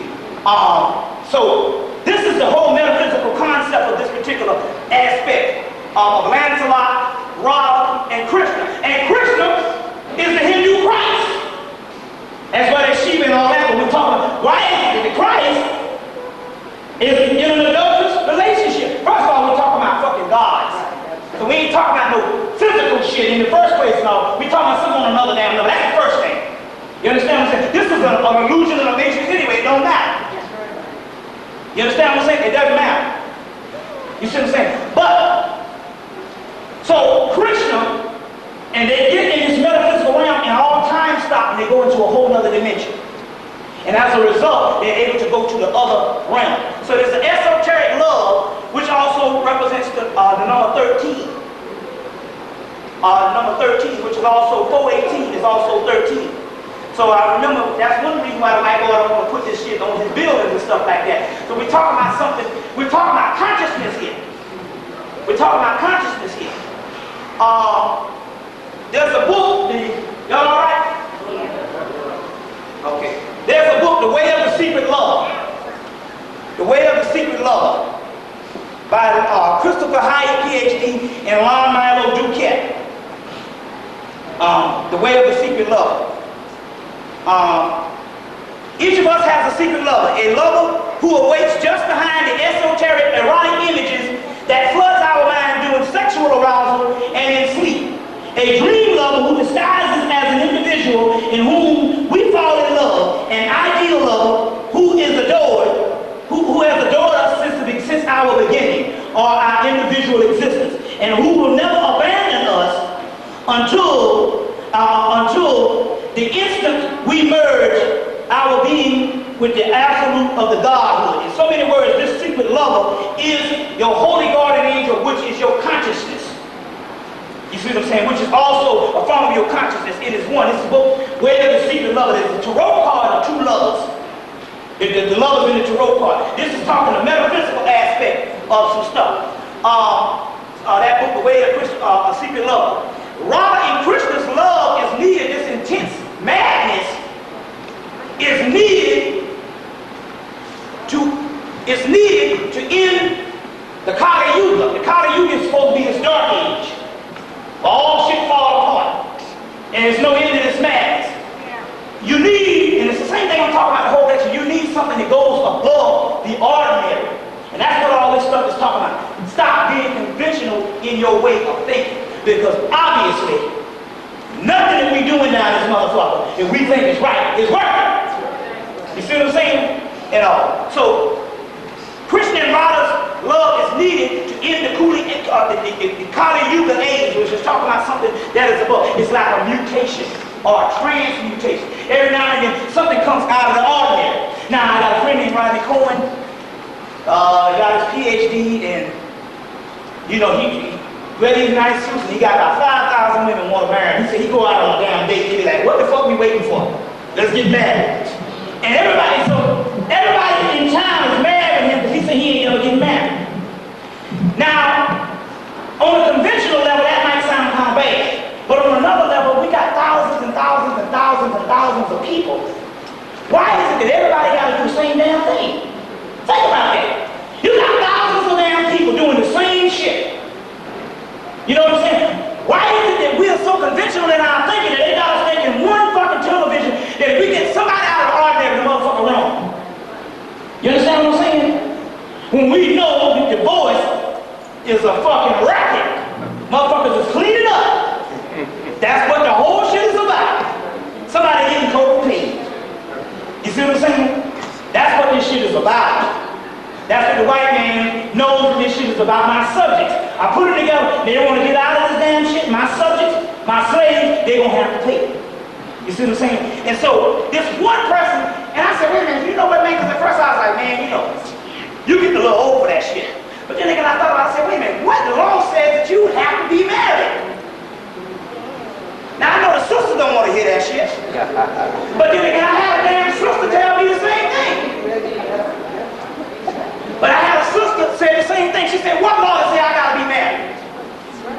You call me a fucking old maid. That kind of shit like that. That's the conventional way that we look at things, and that's what's fucking us up.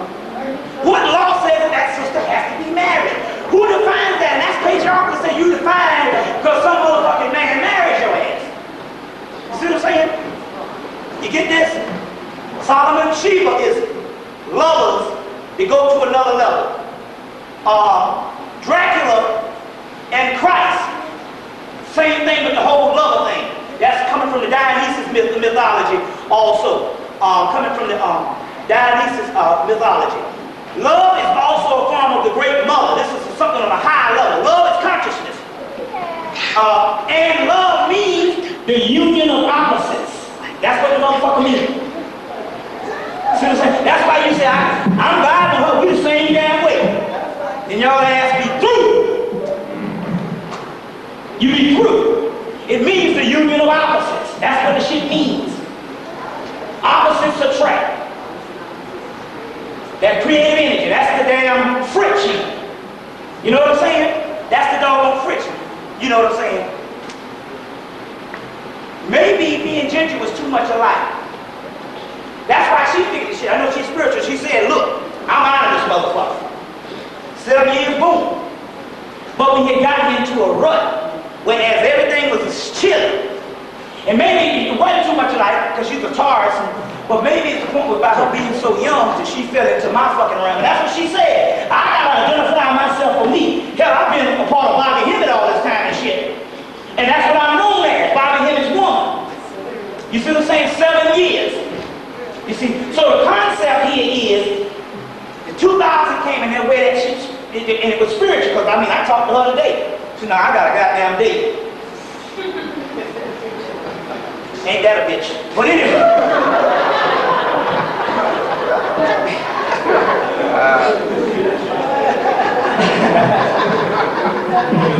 But maybe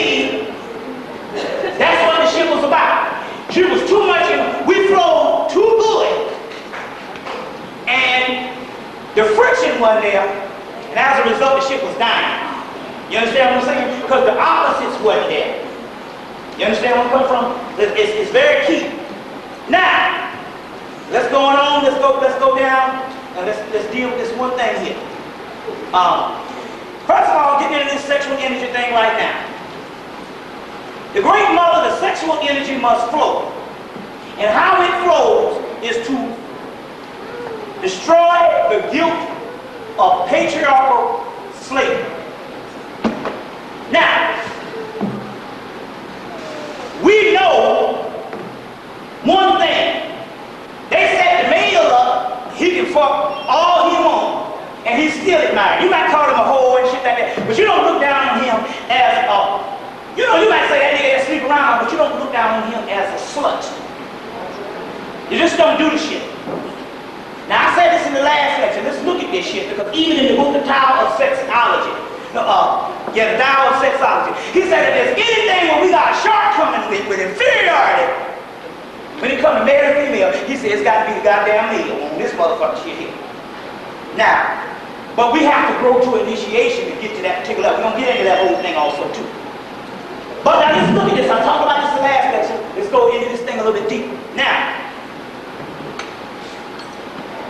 we know that it is revered for a male to go out and have all these sexual partners. But when we really look at it, that's a romanticism and a fantasy. Because once he goes, he's gone. He can't do nothing. You see what I'm saying? And he drains himself in the process. Now, let's look at the sister. You see what I'm saying? She can go all fucking night. So, who's inferior here? If we have to go to, now it's a form of, the brother got to get to a form of this shit. We're going to go into this particular thing. Now, I witnessed this thing in college.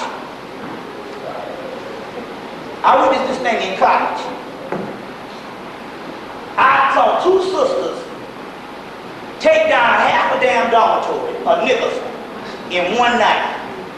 And still went to IHOP and ate some Rudy Tooty Fresh. Now, if that ain't Superwoman, I don't know what the fuck is.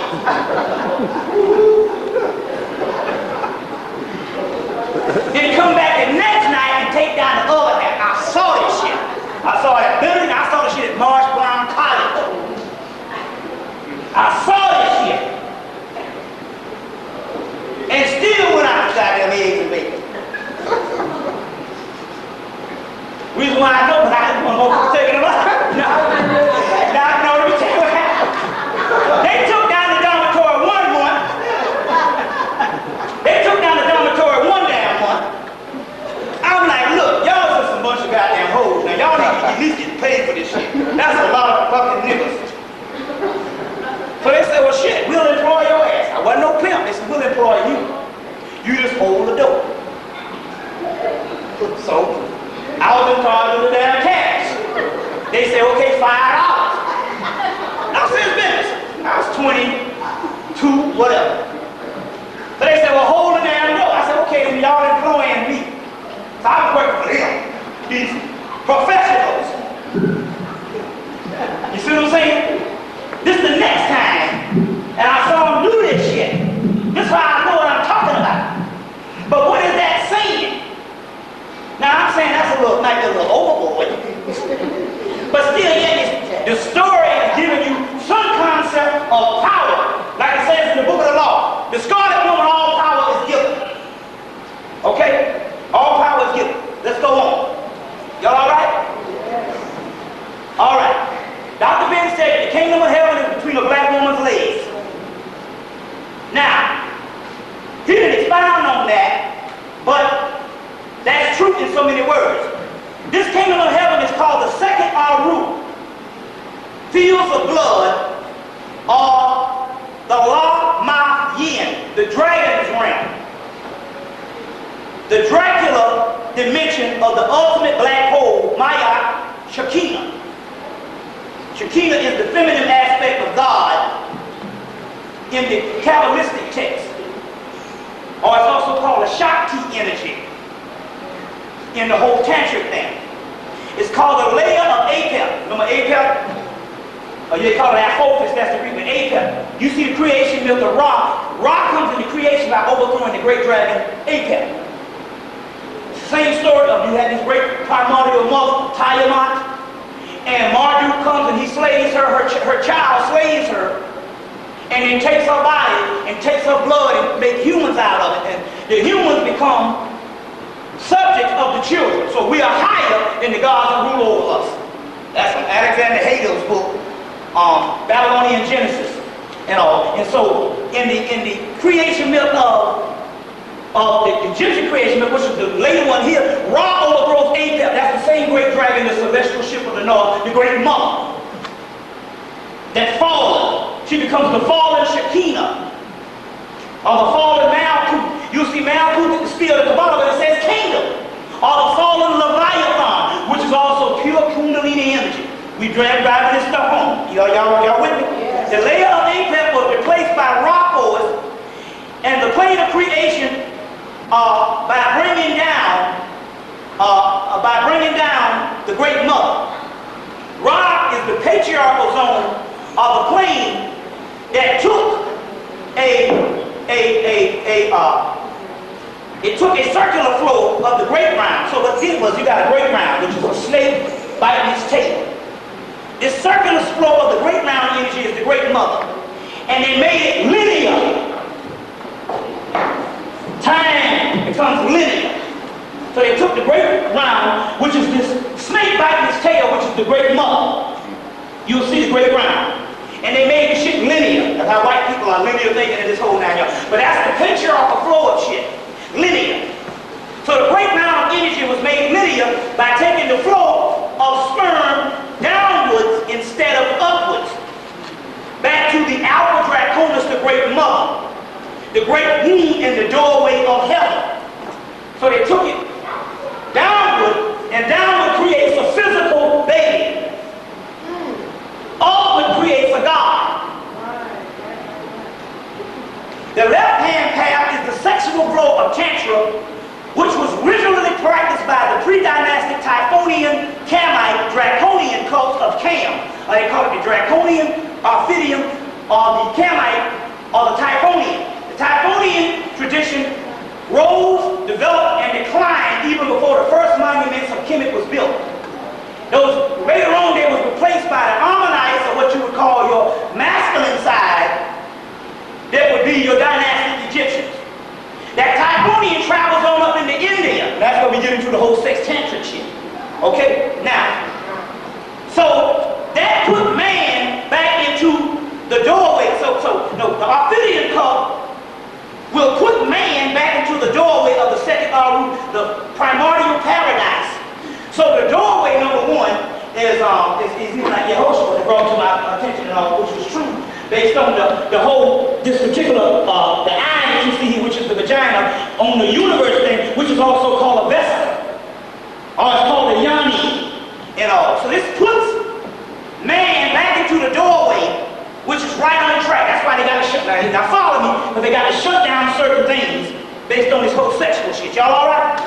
I'm running out of tissue. I guess I'm already sweating, so it don't matter. Recycle this shit. Now, okay. The process is totally physical, and the process is totally, psychological. The dynastic Egyptians replaced the Typhonian sciences of woman, sexuality, Sekhmaat, the sexual heat, by centering the sexual energy around the male energy that was the downwards flow of the solar phallic energy, or the sperm or the semen. So they focused it on a downward flow, which is basically procreation. And then the woman becomes only an object of procreation. Now, let me see if I can get this right. Hold on 1 minute. And directed the realm of creation to the physical plane or physical incarnation. So we was talking about a realm where they was making gods. And the masculine energy directed the focus to the physical creation and basically to entrap the spirits down here.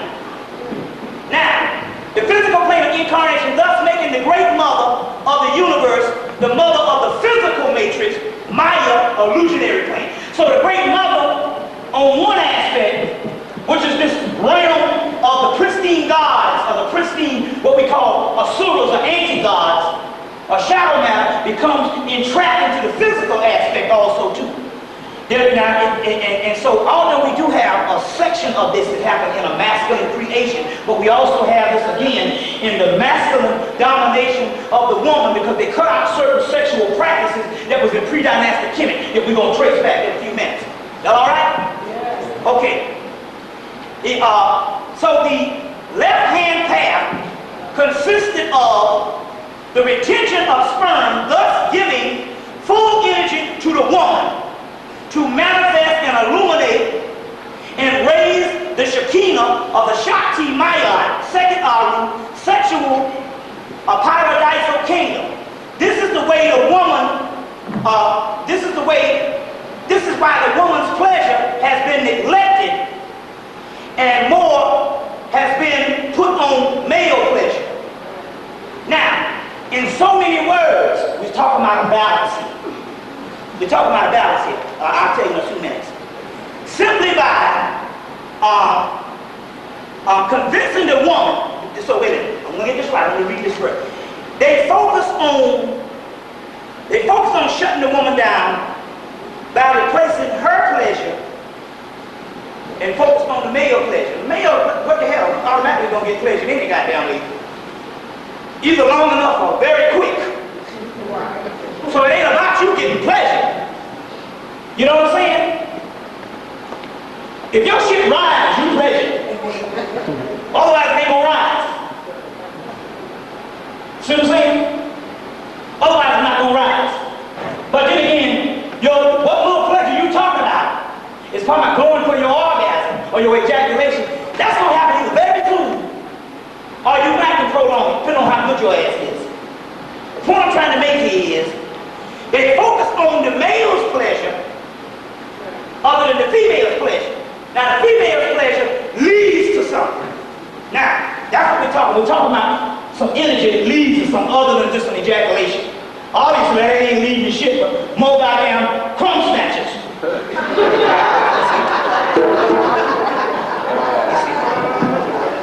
More fucking crumb snatchers. But we're talking about leading to something else. Now, they cut out the male's pleasure by simply convincing the woman that her pleasure was sinful. And that to feel sexual lust and promiscuous was evil. They reverse this shit. And you become a freak by having certain spiritual powers is welling up in you, somebody telling you that shit is wrong. The Typhonian feminine principle taught the divinity of multiple partners for the woman. Now I know this shit sounds crazy, it don't matter. What we're doing here is we're uncovering layers of knowledge and information. I'm gonna give you some bibliography in a few minutes and stuff like this and stuff. But we're uncovering layers of information. This ain't got a goddamn thing to do with how the hell you feel. You're supposed to come here and find out about some shit that you ain't heard. And that's what knowledge is. If you heard the shit, you don't need to be up in this mother. That's masturbation. You see what I'm saying? So this is not a matter of trying to get you to agree to do nothing. All we're doing is we are putting age-old information that was lost, because this is what time this shit is based on the Enlightenment. So you can believe this shit and leave the motherfucker alone. We're going to give you some bibliography in a few damn minutes. So, the Typhonian feminine principle taught divinity of multiple partners for the woman. That's called polyandry. Now, you know, white boy did a polyandry where he inherited his mother at 18. You know, he inherited his mother as a screw partner, as a funk partner at 18. The white boy did. His mother became his fucking first piece of ass. That's some wild shit there. Now, this is called polyandry. The partners, now y'all say this nigga here up here, Bobby lost his goddamn mind. But see, that's what it is. How knowledge is taking you to another dimension. And now we're dealing with this stuff.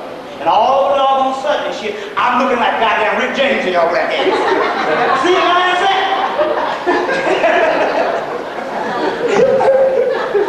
You see? But that's what knowledge is supposed to do. And I got a book up here. If you really get a hold of this book, this shit is a straight up Bible. Motherfucking news is true. If you really seriously study this damn book, I'm gonna give you in a few minutes. It's liberation. But it's cool too, brothers. But listen, I'm gonna tell you in a minute. But this is the feminine aspect of the lecture. I said we were supposed to do this shit in 93, but in 93 I just be talking about a whole bunch of gods and goddesses. You can get a book on that shit. We talking about divine feminine power. And you say, but that's sex you talking about. No, this shit has been turned around for you to think this shit gets fucked up. So I'm talking about sex and you talking about where's the spiritual shit. This is the spiritual shit. Your ass feel it. You know what I'm saying? That shit is spiritual.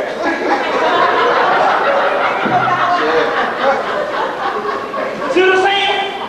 But see, that's what this shit is about. We've been trained against this stuff based on patriarchal hatred of the woman. So now I come up here and shit, you know what I'm saying? I'm looking like Rudy Ray Moore and shit to your ass. So that's to let you know, if this stuff is feeling uncomfortable, that means you got work to do. Because you gotta goddamn get that shit out of your head. Because there's energy that rises up. Now we're gonna start to destroy your shit in a minute. Let's go on. Let's go on. Y'all alright? And you know, if you brothers don't like the shit, just be happy because the goddamn sisters is pleased.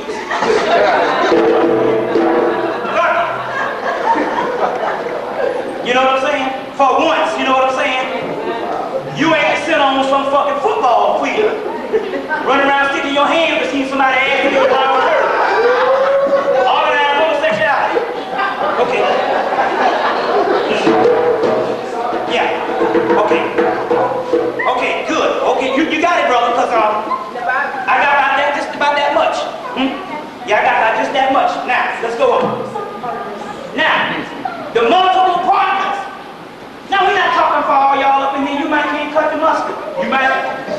But I'm talking about for some of y'all that got shit on your mind, go for the shit. Open up shop. Go for broke. That's what I'm talking about. Go for broke. You see what I'm saying? And the older you are, the better. Because they say second hour fields of blood. And so there's a lot of blood vessels and a lot of stuff start happening at a certain age. You see what I'm saying? We're going on. The partners for the women are, okay, hold on, let me go back. The Typhonian principle taught the divinity of multiple partners for the women called polyandry. After all, she is the one that can handle this pair more than the male. You see what I'm saying? More than the male. You see, is what this thing is talking about. Now, there's interesting because here's a book called The Tantric Visions of the Divine Feminine, the 10 Mahadivas, by David Kinsley. This motherfucker doing all this shit. Now, I bought them all in one day too, damn it. By David Kinsley. Now, Tantric Visions of the Divine Feminine, the 10 Mahadivas, MAHAVIDYAS. Now, these 10 Mahadivas, I talked about the Kalipot, that's the stuff that's behind. You got a light side of the tree, you got a dark side of the tree. These 10 Mahadivas is these tantric goddesses that's behind the tree. Now, but they got a god called a goddess Devi. And they say the goddess Devi in actuality, all the male Devis and stuff is actually answering to her. All the male gods, and her name is goddess Devi. So that's a strong goddess to call them, goddess Devi. You know, which is a form of newt. You know, which is a form. And here's a book called, y'all alright? Hold on 1 minute. Here's a book called Devi, Goddesses of India, Devi. goddesses of India. John Straton. Okay, now, here's another book called The Play of God, Visions of the Life of Krishna. That's the whole Krishna Radha thing, but the one with the sword and the flute goes into this shit in detail. Now, so, that's the God, and so the 10 Mahavivas, now these motherfuckers up in here, they don't play. Now it's interesting, because I got some comrades, some two sisters. I'm not going to locate them for you and shit. I got two sisters. They're up north somewhere, and they got this shit. These girls can go out in a park, astral project, screw all the men in sight, and drain their ass. I know this shit is crazy, but I'm going to explain it to you in a few minutes, because this is the shit that they don't want. This is why they talk about we got to get rid of this feminine energy. We're going to explain this in a few minutes. So it's not that they are some wild stuff. They're doing the damn work. And they got a physical brother the other day and turned that motherfucker out. He was sucking his toes and all that shit. They said, man, they called me. They said, man, we had it. So he said, shit, I'm your subject. Do what you will. Do what you will. And they said they did everything under the sun. You see. And these ain't no young babies either now. So that ought to let you know you young girls ain't got nothing to worry about. These sisters are loving age. You know. Now, going on. Now, the word Maya means beginning in, and your word karma or harma also means the word Maya. Maya is also the Shekinah. The Hebrew name is Shekinah. It's also the Canaanite name, Sekhmaat. Anytime you hear the word Sekhmaat, what they're saying is this in the this Sekhmaat comes from the word Sekhmaat. You get Shekinah, you get Shakti, you get Sekhmaat, you get Sekhmaya, all that's the same person. You get Maya is also spelled Met. So Sekhmaat is the same deity. These are all the same things. The fields of sexual heat. Also what you have here with the you get the word Shakti. Now, Mayat, Sekhmaat means the end, is the great final mystery of sex. This is why the powers had to be held or stopped from the revolution from the 60s and the 70s. They had to stop the shit. The motherfuckers was doing the free love shit. So they had to stop that. They had to stop that. Now why? I'll go into that in a few minutes. How it actually affects the earth plane. You see what I'm saying? How it actually affects the earth plane. Now A.E. Waite in his book Holy Kabbalah, when he studied the Shekinah, he said it is my information and it is my conclusion that they're talking about some future of sex. Some future of sex. You see what I'm saying? It's just that this whole shit got such a bad name to even to stand up and even talk about it. It don't even sit right because of the conditioning. You understand what I'm saying? It don't even sit right because of the condition. Or you can hit it in a few minutes and stuff, but to go into these mysteries and shit is taboo. It's taboo because the way we've been trained in religion, especially Christianity and fucking Islam, shit. You see what I'm saying? The mysteries, the Christian, the religions really did a job on this shit. You understand what I'm saying? Really did a job on this stuff. Shekinah Mayat, the word Metrana, Metronet, Met means Mayat, and her mate is Metatron, i.e. Heru Atan, or Ha-Maku. So you get the word Ha, which means Heru Horus, you get the word Ma, which means mother, or mama, or feminine, and you get the word Ku, which means pyramid, joint. So you're still talking about a sexual energy. Two inverted pyramids. You get the penis pointing down, you get the penis pointing up, you get the hair on the vagina. If you look at it, it's a pyramid, you close your legs. You look at the part of a penis, the head is a pyramid. That's your whole star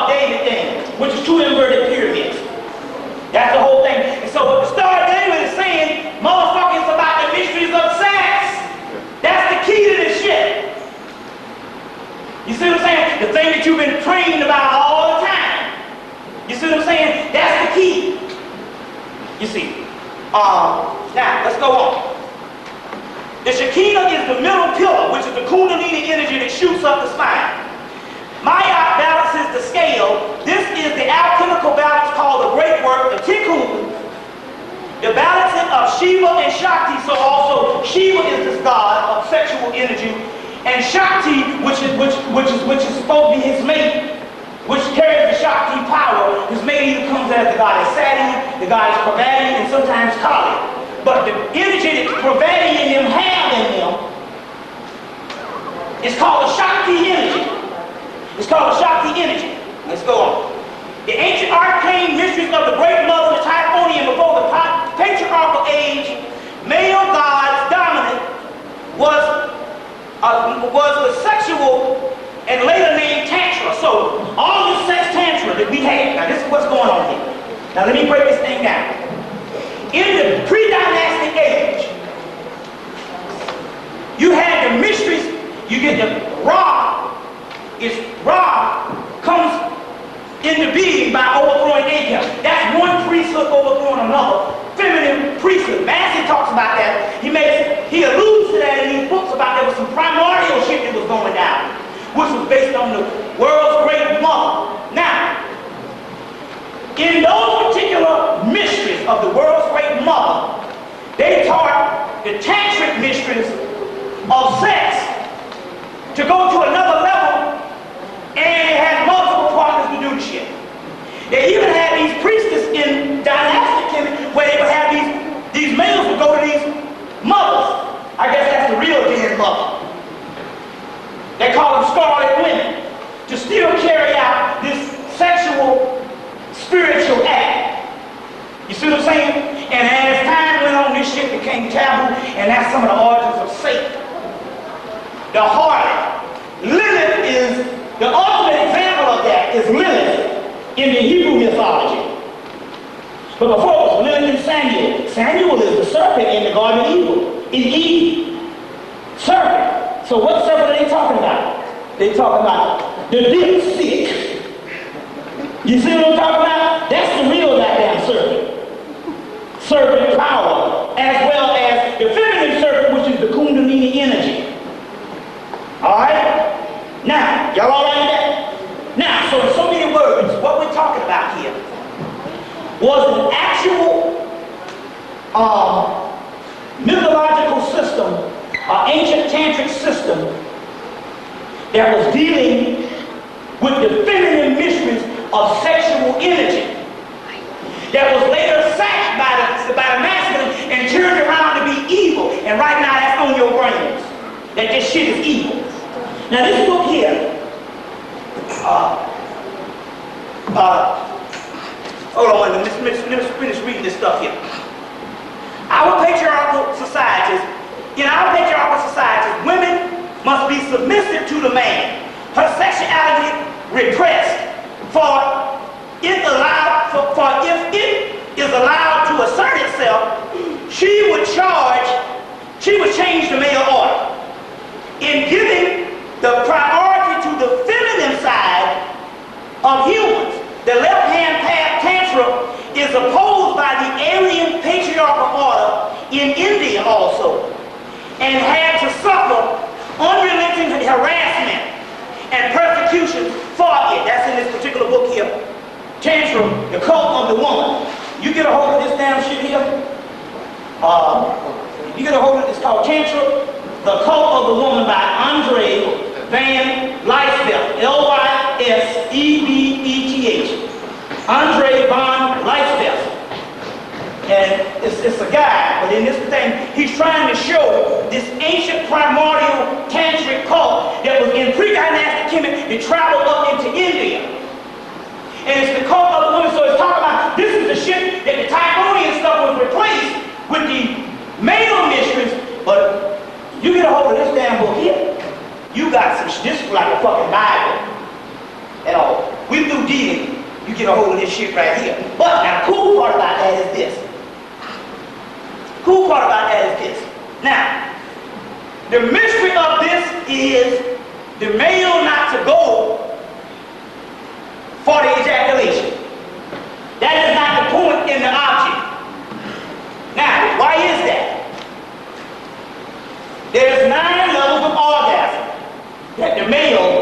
female hits and she opens up. That's called the 9 gates. You seen the movie The 9 Gates? I saw the movie The 9 Gates. What happened at the last mystery? She got on that man and screwed his ass. And right after that, he found the damn tarot card that had her riding this dragon. And he went into the doggone light when he got to the 9 gates. Well, in here they talk about when you get to these things, they say, at times, when you get to a certain level, it's in here, it's documented on one of the pages, on one of the pages. It's documented on one of the pages. When you get to a certain level of sex, there's a light that opens up in the woman. And when the light opens up in the woman, the man gets it too, because the object is to stay, keep it up hard long enough, long and hard, till you bring her to the doggone level. You know what they say, a good man is hard to find, but a hard man is good to find. So, we talk about metaphysical science and we talk about tantric aspects. So the concept here is to keep it hard long enough so she reached the fucking 9 gates, which is 9 orgasms. Now you don't have to worry, because after about 5, they become faster. That's the good part of that shit. We'll be fucked on this one.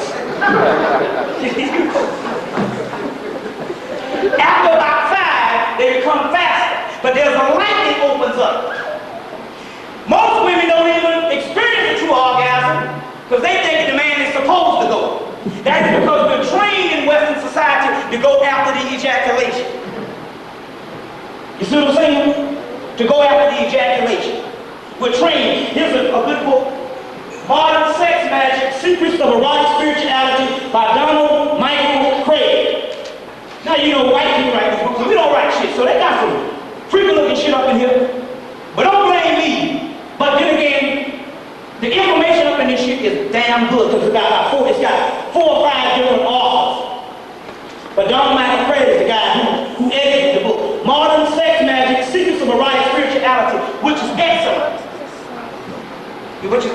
Both and this one, they teach that whole thing, how to go against ejaculation by going to the point of no return. There's always a point of no return. You know what I'm saying? And basically, if you learn the point of no return, you don't have to go to the point of goddamn no return. Then that's the key to this shit. With the males I'm talking about. There's a point of no return. Don't go to the point of no return. They go into it in this particular book here and this one. They go into this particular science. Now, there's several sex tantric books. But the key here is the 9th gate is the other world. The orgasm is compulsive sensation of life that comes from the head and flows down into my own, and this is the woman she's talking about this. I found the piece in the book.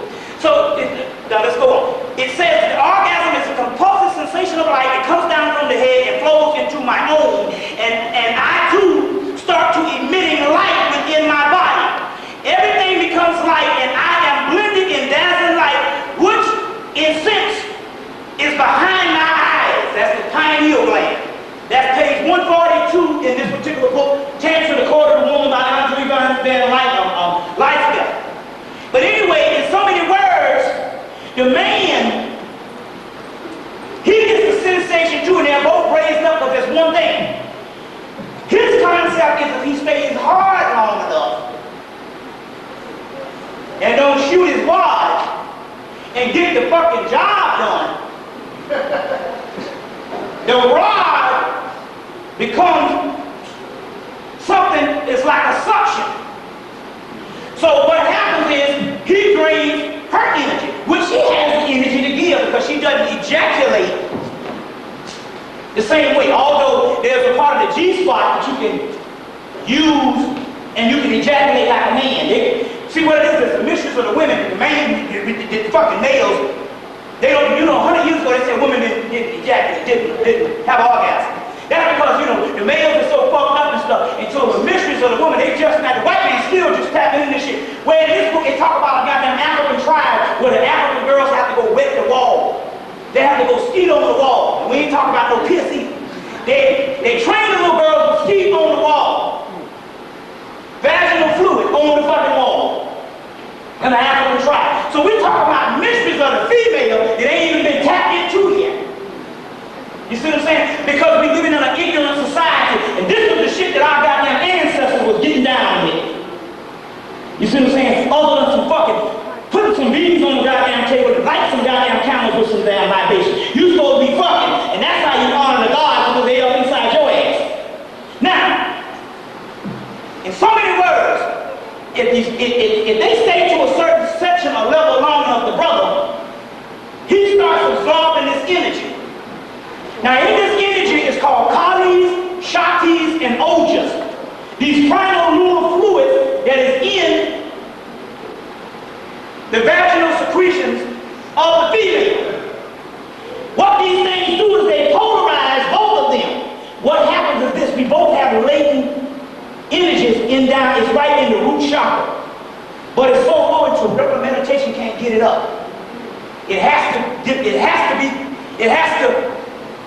be stirred up by the south gate. That means these sexual organs are the only thing that can get this shit up. Now we're getting somewhere because we're talking about warfare. Yeah, that's why they got the obelisks up there all over Hemmitt, because the white man got his gun, Francis West said, the great equalizer, and you got your gun. But it's not just by having babies. We're going to get somewhere in a few minutes, in a few seconds, to bring this shit on home. Now, these energies is down in both the root chakras of the male and the female, but they are brought up through sex and through lust. So the only way you can get the shit up, that's why they take it on lust. These patriarchal shit turn the whole shit around. Sure did. You see? Now, these Kalis, Ojas, and Shaktis is fucking nuclear particles. Now we talking about blowing up some shit. Subatomic nuclear particles. And in the man is called a Bendusi, a subatomic nuclear particle, which is the same crystals. All of this stuff is the same.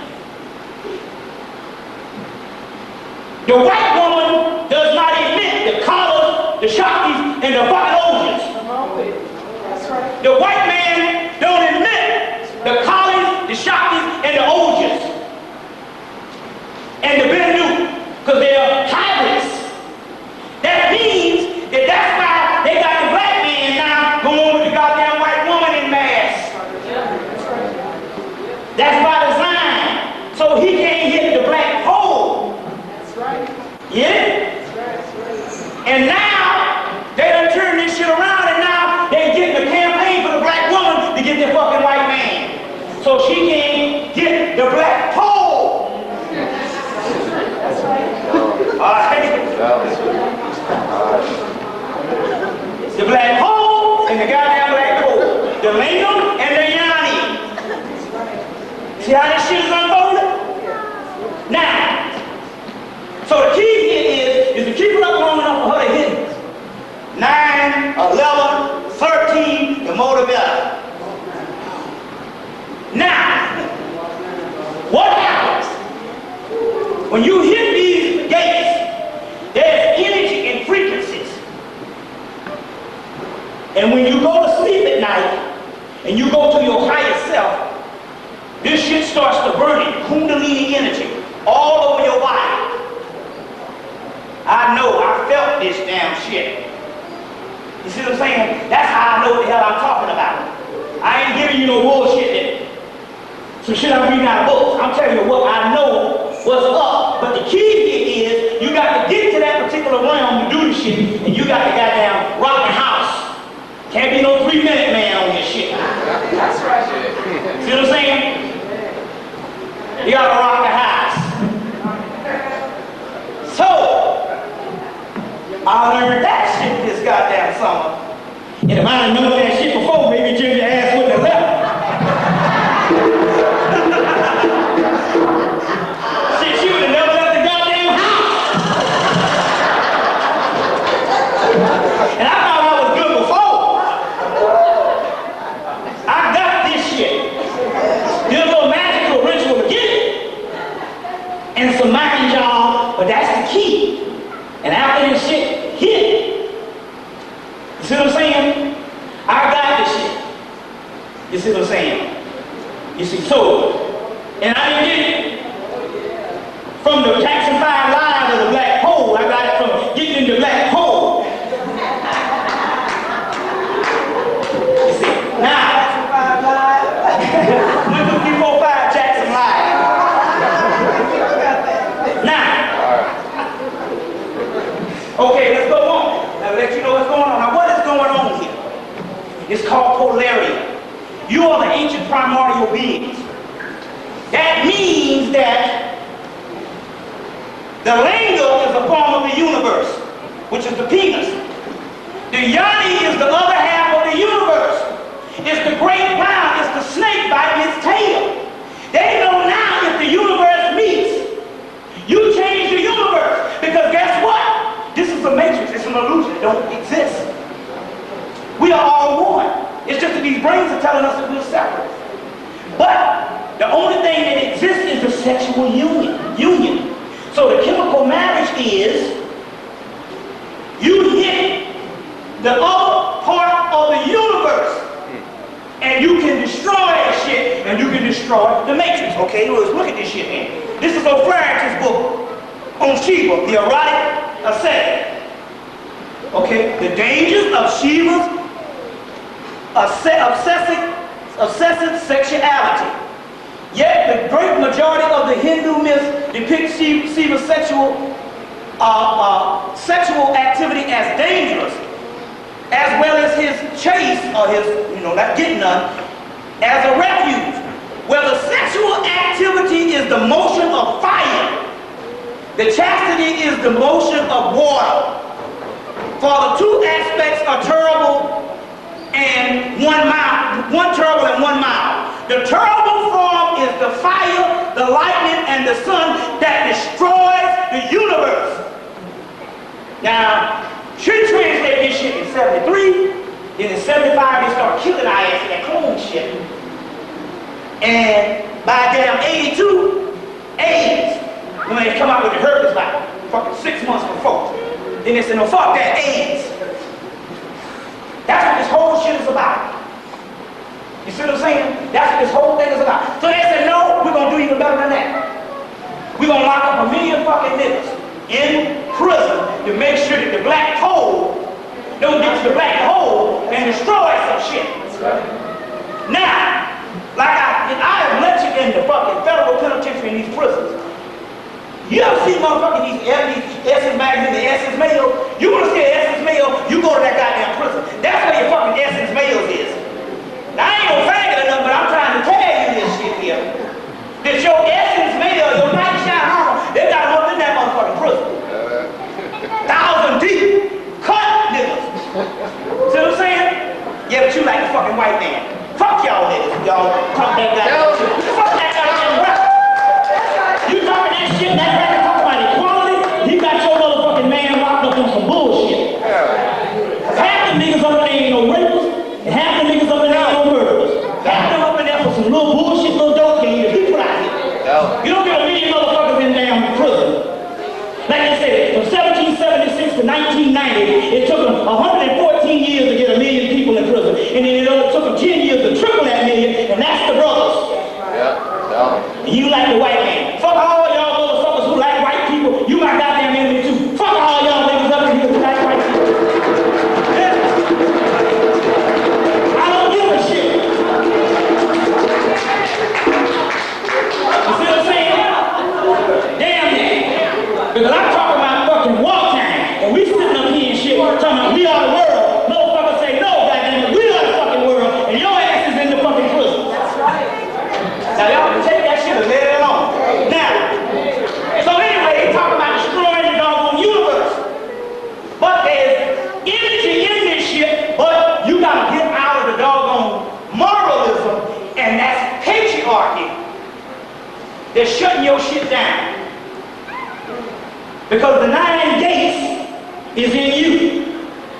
You see what I'm saying? So now, the brother, all you gotta do is get on his game. Because see, he gains too, because he absorbs this energy. You see what I'm saying? He absorbs this particular energy. And that's what Francis Cress Wilson was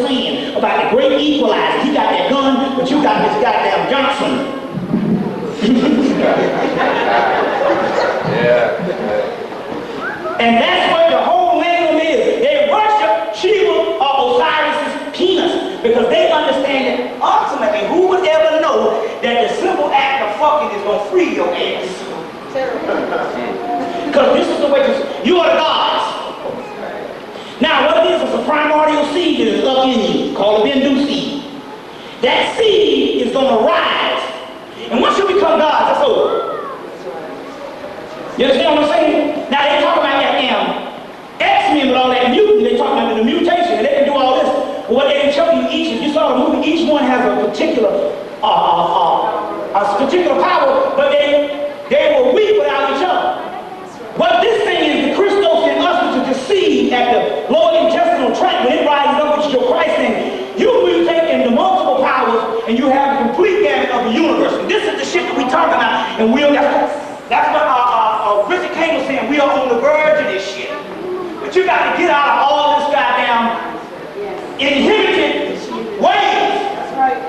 This shit got to be uninhibited. That's right. Because now you are not humans. This is a state. It's a cocoon state. You are fucking pristine deities. I don't want to say God because that's a German word. You see where I'm coming from? But for the lack of a better word, ye are gods. This is not written in the law that ye are gods. So what does the gods do? Well, see, the Sanskrit say the gods fuck. So Shiva gets with profanity and he's fucking so much until the entities up there that's ruling say, please, y'all gotta stop fucking. Y'all are killing us. Now I'm gonna let you know a little secret. When you start rolling this way, all kind of shit in your life gonna start getting fucked up. That's because you killing them and they're gonna try to stop you. But when you get to a certain state, you can't do shit. Get to them 9 gates. See what I'm saying? And open this shit up. This is what this stuff is about. And this is the damn divine aspect of the great mother. Let's see, let's go into a question and answer right quick. Let's go into a question and answer right quick and to deal with this stuff here. This book here deals with a lot of that sexual alchemy by Donald Tyson. Because alchemy, okay, wait a minute. Melanin alchemy is the study of melanin. In alchemy, a fundamental part of alchemy is the sexual aspect, coming from the seed traditions of India, which comes out of the Typhonian traditions of free dynastic Hemmitt. You see what I'm saying? So the way to activate the melanin is through the fucking. Then you can understand why they had to do all that shit, why they got 1,000 women in the church talking about woman or thou loose. You need to loosen the fuck up. See what I'm coming from here? You got to turn all this shit around. But we're talking scholarship here. You see what I'm saying? This is the stuff we're talking about here. Let's go into a question now. What time we got? Right at 7. About 7 o'clock. 7 o'clock, what time? Yeah, we got about half an hour. About a half hour. Yeah. Let's go into a question and answer right quick. Hey, let me just do this Yeah, too. We're trying to downsize the mailing list, so if we can just pass this around, so we can get some updated, if you've moved or whatever, so we can get an update on, where your information and stuff like that. All right. And for the people who came, I have some videos here. For the people who came and want some videos, I do have videos. I never sold my videos before. I do have videos available of a lot of this stuff here that you can't get. So for the people who, after the thing, if you want to get a hold of some of these videos, you can come up and all. And also I have these CDs for the people who had those CDs the last time. The brother sent some down. They really kick it. Let's go into a question and answer. What's that? Can you share your views on condom usage and urine therapy for healing? It's interesting. The question was condom usage. Share my thoughts on condom usage. And urine therapy. Urine therapy. Well, let me tell you something. Now that's very interesting. Around the black man's penis is an astral body. And when you go into consciousness, this astral body acts as an electromagnetic force field. And this is what actually activates the sister's yoni to start bringing down this energy. So if you put a goddamn rubber on it, you're blocking this shit. So you understand? Because there ain't no such thing as AIDS. They don't prove that shit. But they giving you these condoms and telling you not to fuck with them. You see what I'm saying? Telling you not to fuck with them. That's because you're blocking, there's a electromagnetic force field around the fucking, the penis, the lingam. And when they give you the condom, it blocks that shit. You see, they even tell you not to even fuck with the skin thing. Straight up latex, that's like fucking with a rubber glove. Or a trash bag, help the trash bag man. So that's what that thing is also doing. What was the other question on that? Urine therapy, Well, you know, they say urine therapy has all kinds of melanin in it. like a byproduct of blood. Yeah, but what is blood? Blood is nothing but melanin inside of in the blood. Melanin is in the central nervous system. You see what I'm saying? So they say that the whole healing thing based on the urine thing also too. And ancient science in that whole thing and all. Oh, let me give you something. I'm coming to you next. Let me show you something here. Look at this. Let me show you how cold this cracker got. That's why I say fuck him. I don't give a damn. Oh, he's not saying anymore melatonin. He got straight up melanin spray. No way. Like that ball on. No way. Yeah. Eurocan optimizer melanin spray contains straight up melanin. And there you have it. Look at that on melatonin. Now that ain't no fucking melanin. Oh my God. Melanin spray right here. Right here. Ain't one way you can get this shit. Right here now. So don't tell me nothing about this fucking crap. Only way you got this shit Tell him is how through you some got motherfucker nigga jumping basketball somewhere up the street, yonder. That's it. Nigga used to hang out with right here in this ball. I don't know, hear no shit. Tell him. What's that? Okay. Yeah. Yeah.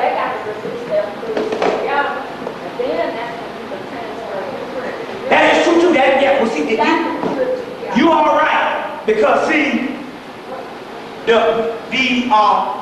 about mixing the fluids together. That's true. They got two aspects of that thing. The later one where you don't mix the fluids is the Buddhist. What you call it? What you call it? The Vedic, they mix the fluid. So yeah, that is a part. You are right. But then again, I was just saying, I'm giving you some aspects there, but there's different paths in this particular thing here, but you are right about the mixing of the fluids and stuff. As a matter of fact, that's what this book here is talking about, sexual alchemy. He's talking about the mixture of the sexual fluids. You are exactly right.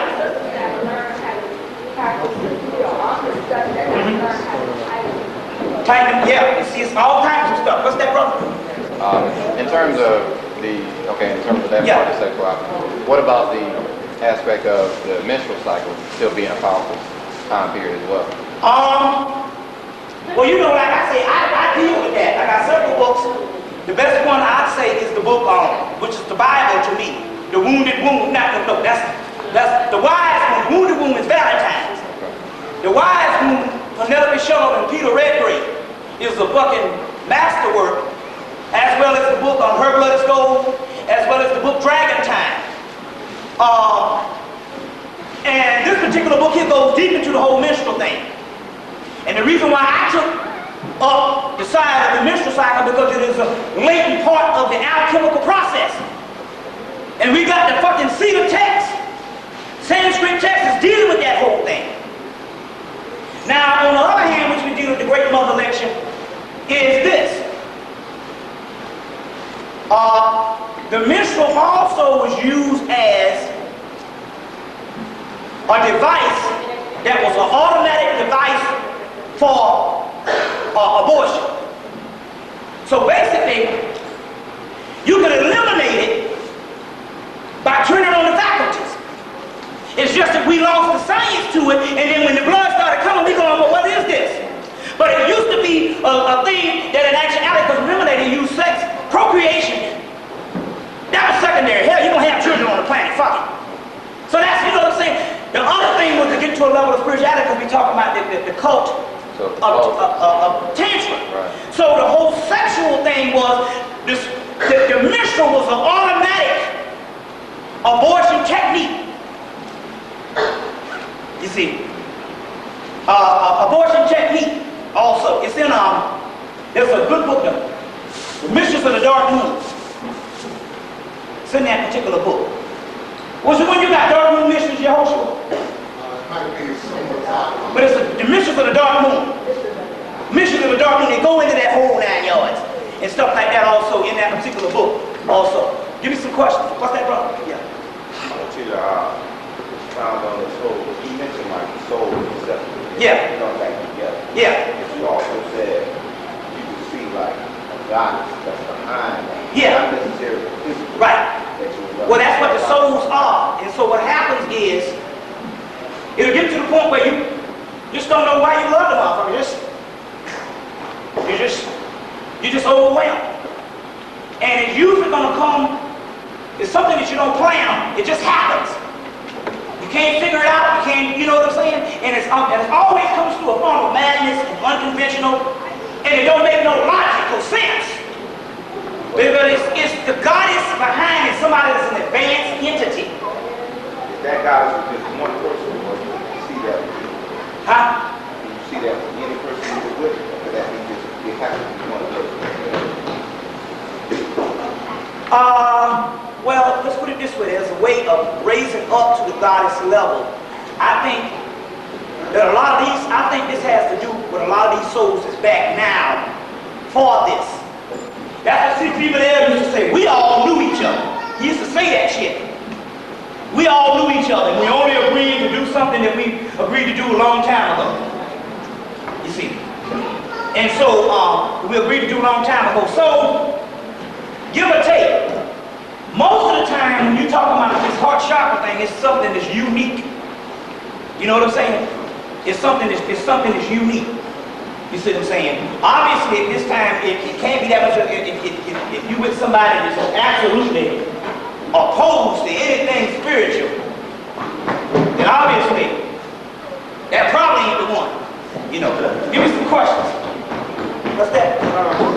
It's talking about upward was creating God's downward was creating. Yeah. Did you get further different? One is this going up. The energy travels the seed to the pineal gland, and you create a God out of your own higher self. Going down creates another physical human. Now, if you notice, some women lose memory, or some women, once they have children, they become lost. They just literally die. You see what I'm saying? They just literally die. It might be a certain cycle in time or whatever the deal is, but they just literally die. Now I'm gonna let you in on another thing, and we must say this too, because see, we talk about unconventional. All women were not supposed to have children. Now let me clarify this. I'm not talking about you got a woman that can't physically have children, and you say, oh, you're not all women. No, I'm not talking about that. I'm talking about all women who can physically have children are not all the time always supposed to have children. If you study the goddess realm, you got different prototypes of goddesses. You see what I'm saying? That is something else. That is something that the patriarchal said, that you all are childbearing. You see what I'm saying? So the whole thing based on that, it creates a physical creation and all. So look like we got to cut it, but then again we did get it. Oh, we did get it all. We did get it all. And anyway, this is the Eon of Mayat. So the Eon of Mayat, or the Shekinah of this particular point, is talking about utilizing the full feminine energies. And we got this thing. You see what I'm saying? The goddess of destruction, Sekhmaat. You're coming together with that whole Sekhmaat thing. You see, exactly.